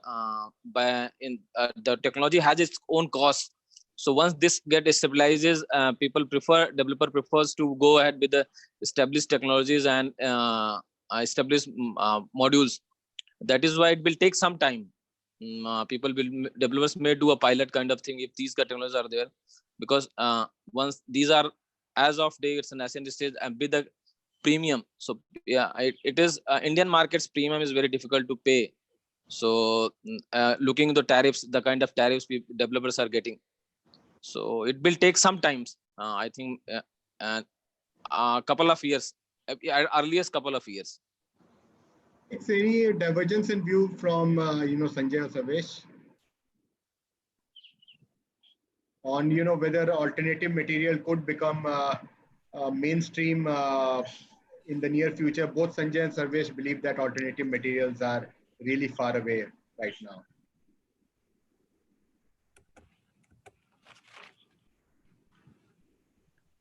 I think maybe I can give some more input because Mr. Sarvesh and Sanjay are both in the developer business. So basically, what they have shared about opinion from the developers about the LCOE. So let me explain from the manufacturer's point of view. So from the longest point of view, actually longest technology driving company. So we are having around 5 to 7% R&D investment every year. So what is number one? So actually we have already these technologies in our R&D lab, and also maybe even a small try run phase. But the point which we agree with Ms. Sanjay and Sarvesh is that for any new technology, the cost of that technology is very important. So for example, in my lab, I can have a very high efficiency, but if I put that into mass production, maybe it takes much higher cost. So that makes the product not commercially viable. Regarding the detailed technology, like whatever HJT or what you have said, the organic cells. So far, that is not still commercially viable. What we say that in the next at least 3 years, the monoproc is still the mainstream product. So we can improve on the model efficiency, and also the bifacial will be next trend, and also with the most optimized module size, like the product which Long is going to launch next week with 500 watt plus modules. So that will be the next big thing for the market. Thanks, Felix. That was quite informative. Now, my next question really is on the O&M space. O&M space, ideal O&M practices on the module side. So, Sanjay, I'll begin with you. What are the key, O&M trends that you are seeing on the, particularly on the modules? I'm not talking about inverters right now, but on the modules and the balance of plant size. And particularly, what are the challenges that, domestic developers are facing, particularly because of the dry, dusty conditions? Are they imposing a higher challenge than was originally envisaged? Or more or less it had been factored in by most of the major developers and EPC and O&M suppliers? So what is your perspective on this, Sanjay? Yeah, so there are main trends that are happening. One is because most of the projects are coming up in Rajasthan, and water is an issue there. Plus the fact that labor costs keep going up on a year-to-year basis. So more and more developers, at least the large developers, are shifting towards robotic cleaning, and I think that trend is here to stay. We had very few robotic players in the robotic cleaning market, say last year. There were only hardly one or two established players, and this year now we are seeing at least 7 or 8 new players in the market. So definitely from the supply side, things are looking up. Technology is improving, costs are coming down on an almost monthly basis, and becoming the mainstay going forward.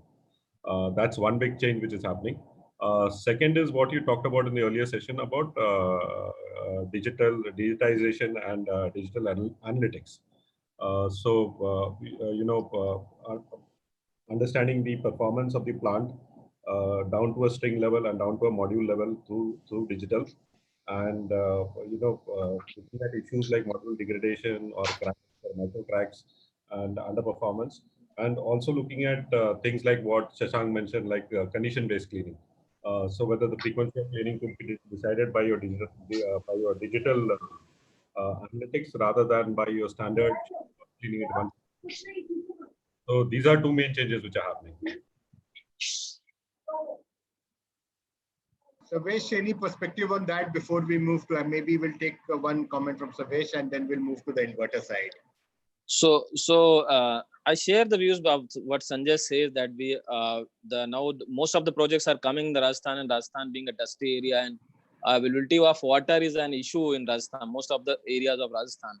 So developers are moving towards robotic cleaning, and for other things they are for like digitization we are using digitization platform to monitor the efficiency of the modules and what are the degradation levels are going on, and how we can improve the efficiencies and other things, other aspect like use of technology basically. So going forward, O&M will be a key area where we have to improve our efficiencies and improve the generations, because there are certain unforeseen conditions like availability of labors in the Rajasthan is a becoming an issue. So robotic cleaning is the need of our for the almost all the projects, and by the string monitoring and condition based monitoring, those things are various options are being evaluated. Earlier it used to be, we used to do in earlier days we used to plan that we will do the work cleaning twice in a month, but now we have to see whether it is twice in a month is required, or we can do say once in a month, depending on the which months is required cleaning is being done. So these are the changes we are forcing in the O&M also. Thanks, Sarvesh. Now let me move to the other key product. I mean, all of us are so much focused on the modules that we very often forget the other major component, which is the inverters. So Ben, maybe since you are an expert in this area, I'll begin with you.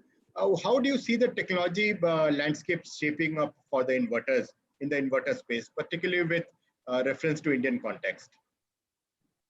Yes, thank you so much. And well, for us, that's you see from the Saurabh in the presentation that he shows that in K1 we have string inverter and the central inverter and also hybrid inverters.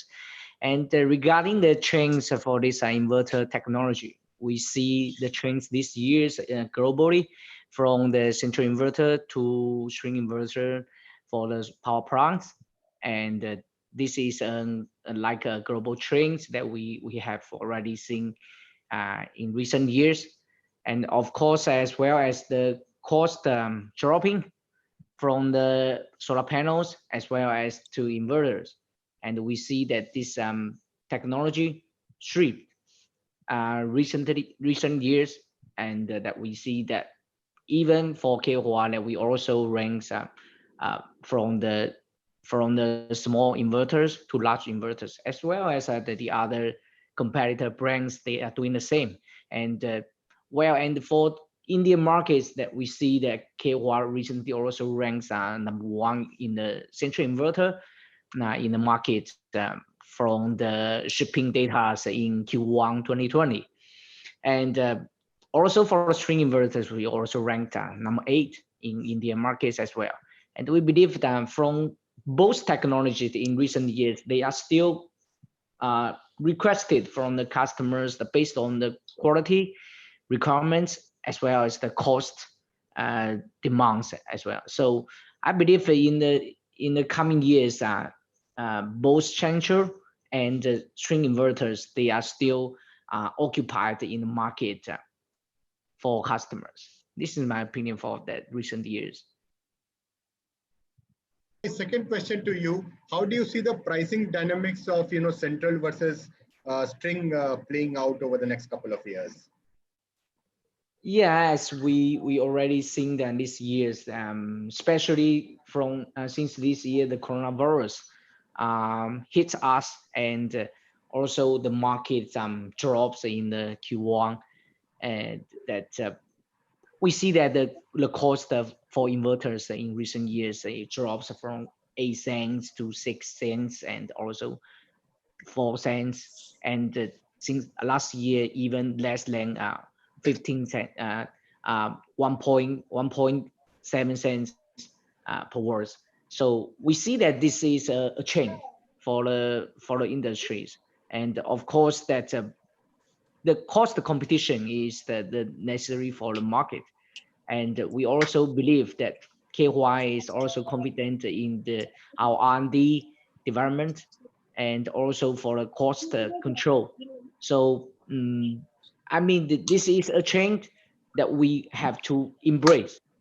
And for this cost control, so we are also confident that we can do for the market based on the market demands as well. Yeah, thanks, Ben. So we heard from the manufacturer. Let's hear it from the developer side. Sanjay, your perspective on this, how the inverter landscape is shaping up, and your perspective, perception on central versus string. So we shifted to string inverter across our portfolio in end of 2008, and all the projects that we have done in the last year or so have been using string inverter. And even going forward, we continue to use string inverter. Main reason why we did that is because in a solar plant, while the module is the main generating unit, the inverter is the component which is most prone to failure. And the problem that we were facing that we were seeing with central inverter was that the inverters were large in size. Each inverter would be 2.5 to 3 megawatt. Nowadays we can even have 5 megawatt inverters. And when the inverter goes down, the entire capacity is then unavailable. And if you happen to have the spare on site, there are certain recommended spares that you maintain at site. If you happen to have the spare that is broken down, then you can restore it within a few hours. But otherwise, then it could take days. Whereas with the string inverter, the advantage that we see, the size is small. We're talking about each inverter is 150, 160, 200 kilowatt. And we can keep entire inverters as spare at the site. The moment the inverter goes down, I can actually, one is that, it's much smaller capacity which is going down. The second point is that I can replace the inverter within half an hour, and the capacity is up again. So from an availability point of view, we see a big advantage with string inverters. The other point is regarding the cost.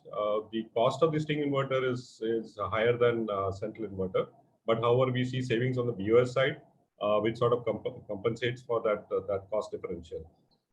And the third point is that by switching to string inverters now, we have actually been able to start doing string monitoring. Okay, so we are monitoring the output at the string level, whereas earlier with central inverters we were only monitoring at the SMB level. And because of this more granular monitoring, this ties in well with our digital strategy, since we are going more and more into digital analytics. Having that extra data and the string level data and the string level monitoring helps us to improve our plant performance. So these are three reasons why we switched to string inverter, and we see the rest of the market is also switching over gradually. And going forward, we expect string inverters to sort of dominate the utility scale market. Sarvesh, you share the same views or you have a different perspective on this?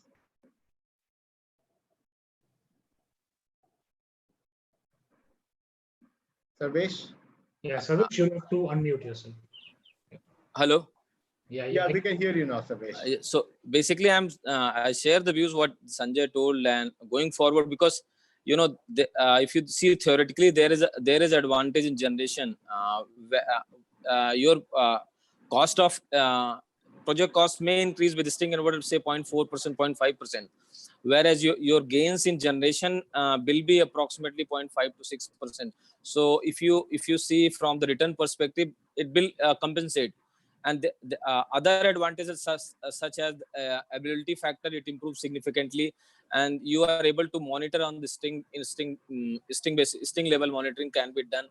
And there are mismatch losses in the modules, which will be significantly after say few years of operation, when the degradation pattern will not be same in all the modules. So after say 1 or 2 years, with the central inverters, losses will be higher in comparison to string inverters, because you have a different number of MPPTs in string inverters. So going forward, it will take majority of the developers will use string inverters.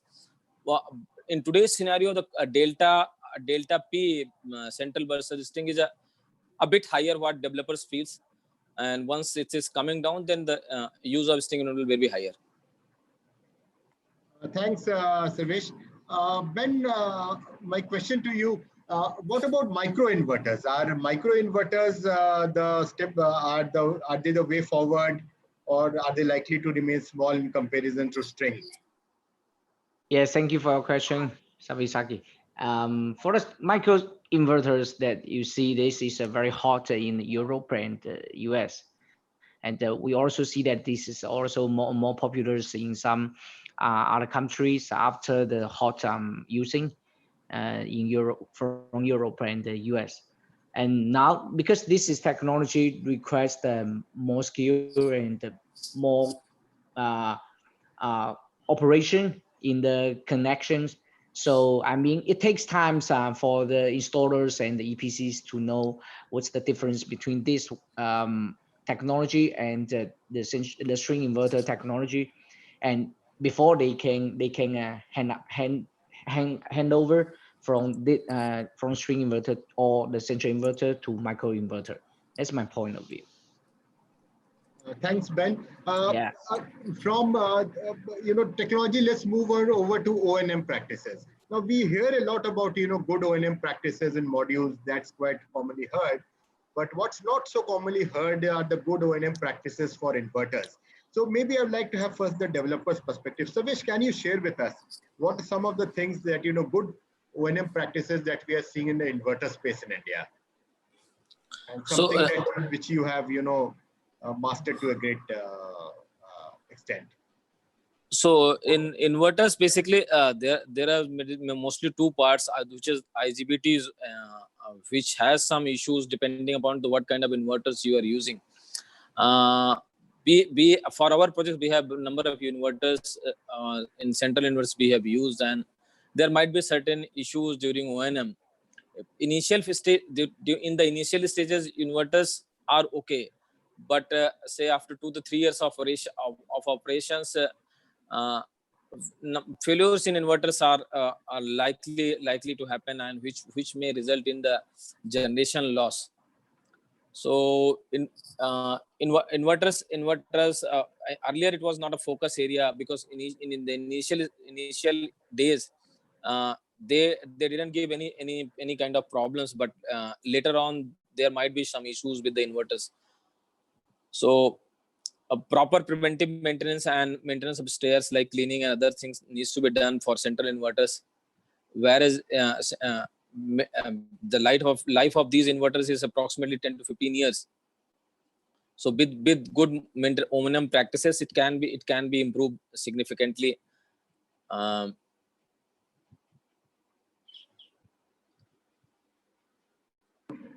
Thanks. That was quite informative. Sanjay, your views on this, please.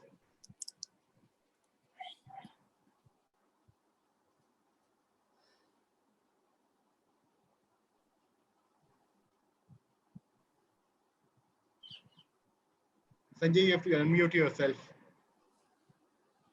So I'm sorry. Yeah. So I was saying, as I mentioned earlier, inverter is the part which is most prone to failure. So the management of spares and the inventory of spares is extremely critical. And using a central inverter, you need to maintain spares of IGBT sections, as Sarvesh mentioned, and control panels and filters and various other parts. And the whole thing becomes a lot simpler once you shift to a string inverter, because we just keep whole inverters as spare at the site, and so we don't keep any parts. And if the inverter fails, we just replace the entire inverter and get the spare replenished. Thanks. Ben, one last question to you. What are the future you see in future trends you see in inverter O&M space? Well, regarding your question, that we see that this technology is unlimited, and no one knows that who will come, but we know that the solar energy is unlimited as well. So we developed different technology based on the multi senior applications, and also with the solar panels technology improve year on years. The inverter also needs to be adapted to the application of the new technology of the solar panel as well. So I mean, from this point of view, we keep innovation and the creation on our mind for the technology improvement. Thanks, Ben. Yeah. So I'm through with my question answer. Can we take some audience questions if time permits? Yes, thanks, Sabyasachi. So I think first thing, we would probably put across to Ben and then to Felix. They're more to do with the local manufacturing in India. So just a quick, brief point of view first from Felix, then to Ben. Felix, what's your views on manufacturing make in India? Okay, so thank you for your question. So actually, Longi has been looking at India very much in big scale. We have already signed one deal with the Andhra Pradesh government to launch one factory in India. But later on, because many policy changes in India, we could not set that factory in time. But still, we are looking at this opportunity in India for the manufacturing. We believe that India has a great potential for the manufacturing of the solar panels, and we are very much willing to do this together with the partners in India for this. So we are very much keen for this. All right. Ben, a quick question. I think our audience would like to understand, first of all, is Kehua going to get the BIS certified for your inverters? Yeah, for this BIS questions, where this is really a good questions, and honestly speaking, that for such technology problems, I'm really such a young to answer that. So if you don't mind, I mean that we can have the technical discussion internally. Okay. All right. Yeah. Okay. So Ben, do you see a shift in the leaderboard when it comes to the inverter space? So the inverter in 2019 was dominated by a fair set of inverter players. Do you see a shift in the leaderboard in terms of market shares changing this year, or do you think it's going to be more or less the same? Yeah. Yeah, it's like we see that everything is possible. That if you mentioned about the rankings in Indian market, that as you can see that we are just a very small baby in this market, and still before this year. And when you look at the Q1 data, that you see that the Kehua jumped to #1 in the Indian market shipment, and this is a really big change for both Indian market as well as for Kehua itself as well. So I mean that anything is happening and everything is open. All right. Yes. Okay. So Thank that's you a so very much. that's a very open view. All right. So I'll take one final closing remarks from both Mr. Sanjay and Mr. Savesh before we conclude. So final remarks, starting with you, Mr. Sanjay, first. Yeah. So you want me to conclude on what we discussed, or? Yes. So conclude. So no. Conclude on the fact on. Do you see a shift in leaderboard in terms of modules and inverters, or do you see a similar trend happening in the next year as well? No, so we will see a consolidation happening. One is on module definitely, because with ALMM coming in, we believe there will be less players in the Indian market as compared to what there was in the last couple of years. ALMM will make the conditions more stringent, so probably only the top maybe 10 suppliers would be active in India as compared to the top 30 probably today. And on the inverter side, as I said, the trend is shifting towards string inverters. Huawei has been the market leader for the last couple of years at least, but we are seeing more and more players coming into the market with string inverters. More and more central inverter manufacturers shifting into string inverter, and as they do that, even players like whether the Sungrow or Kehua or any other players that you can think of, and as that happens, they will gain market share. Yeah. All right, Mr. Savesh, your views? Yeah, actually, in module, as Sanjay said, that due to LLM coming in picture, as on date it's September, may be extended. So consolidation will take place in the module suppliers, and there may be 5 to 6 top 10 suppliers will be focused for Indian markets.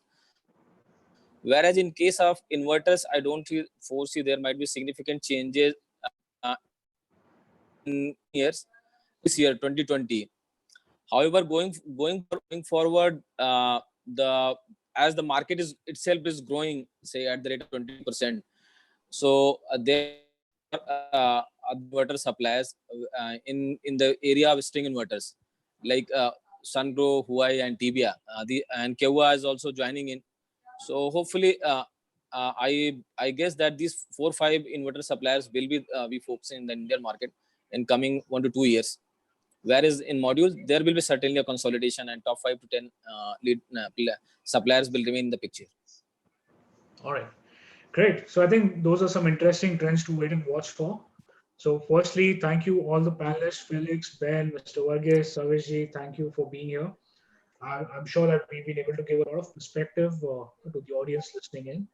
Also, let me just inform all the audience, just like how we've done a series of large-scale trends, we have a dedicated webinar tomorrow, which again goes at 4 o'clock to discuss on rooftop solar trends, which again would highlight a lot of different options for the CNI and residential segment. So thank you all the panelists once again for being here. I hope you enjoyed as much as our listeners did hearing you. And a final thanks to Sabyasachi for really moderating both the sessions wonderfully well, putting up some direct, solid questions to our panelists. So with this, I think. Yeah, Vipul, just one, first of all, thank you very much for this opportunity. And I think there have been some, requests from the, participants to share the presentation. So that presentation belongs to you. Please feel free to, share the participants or put it on your website. Absolutely. Absolutely. So we will be sharing the presentations which were presented in the webinar today with all of you post the session today. All right. So I think with this we conclude. Let's move on with our day. Let's come back tomorrow to have more insights on the rooftop sector. Thank you once again from Solar Quarter and to Kehua Tech for being a part of this wonderful session. Goodbye. Great. Thank you. Goodbye. Thank you, people, and thank you all the audience for listening us. Thank you all. Thank you.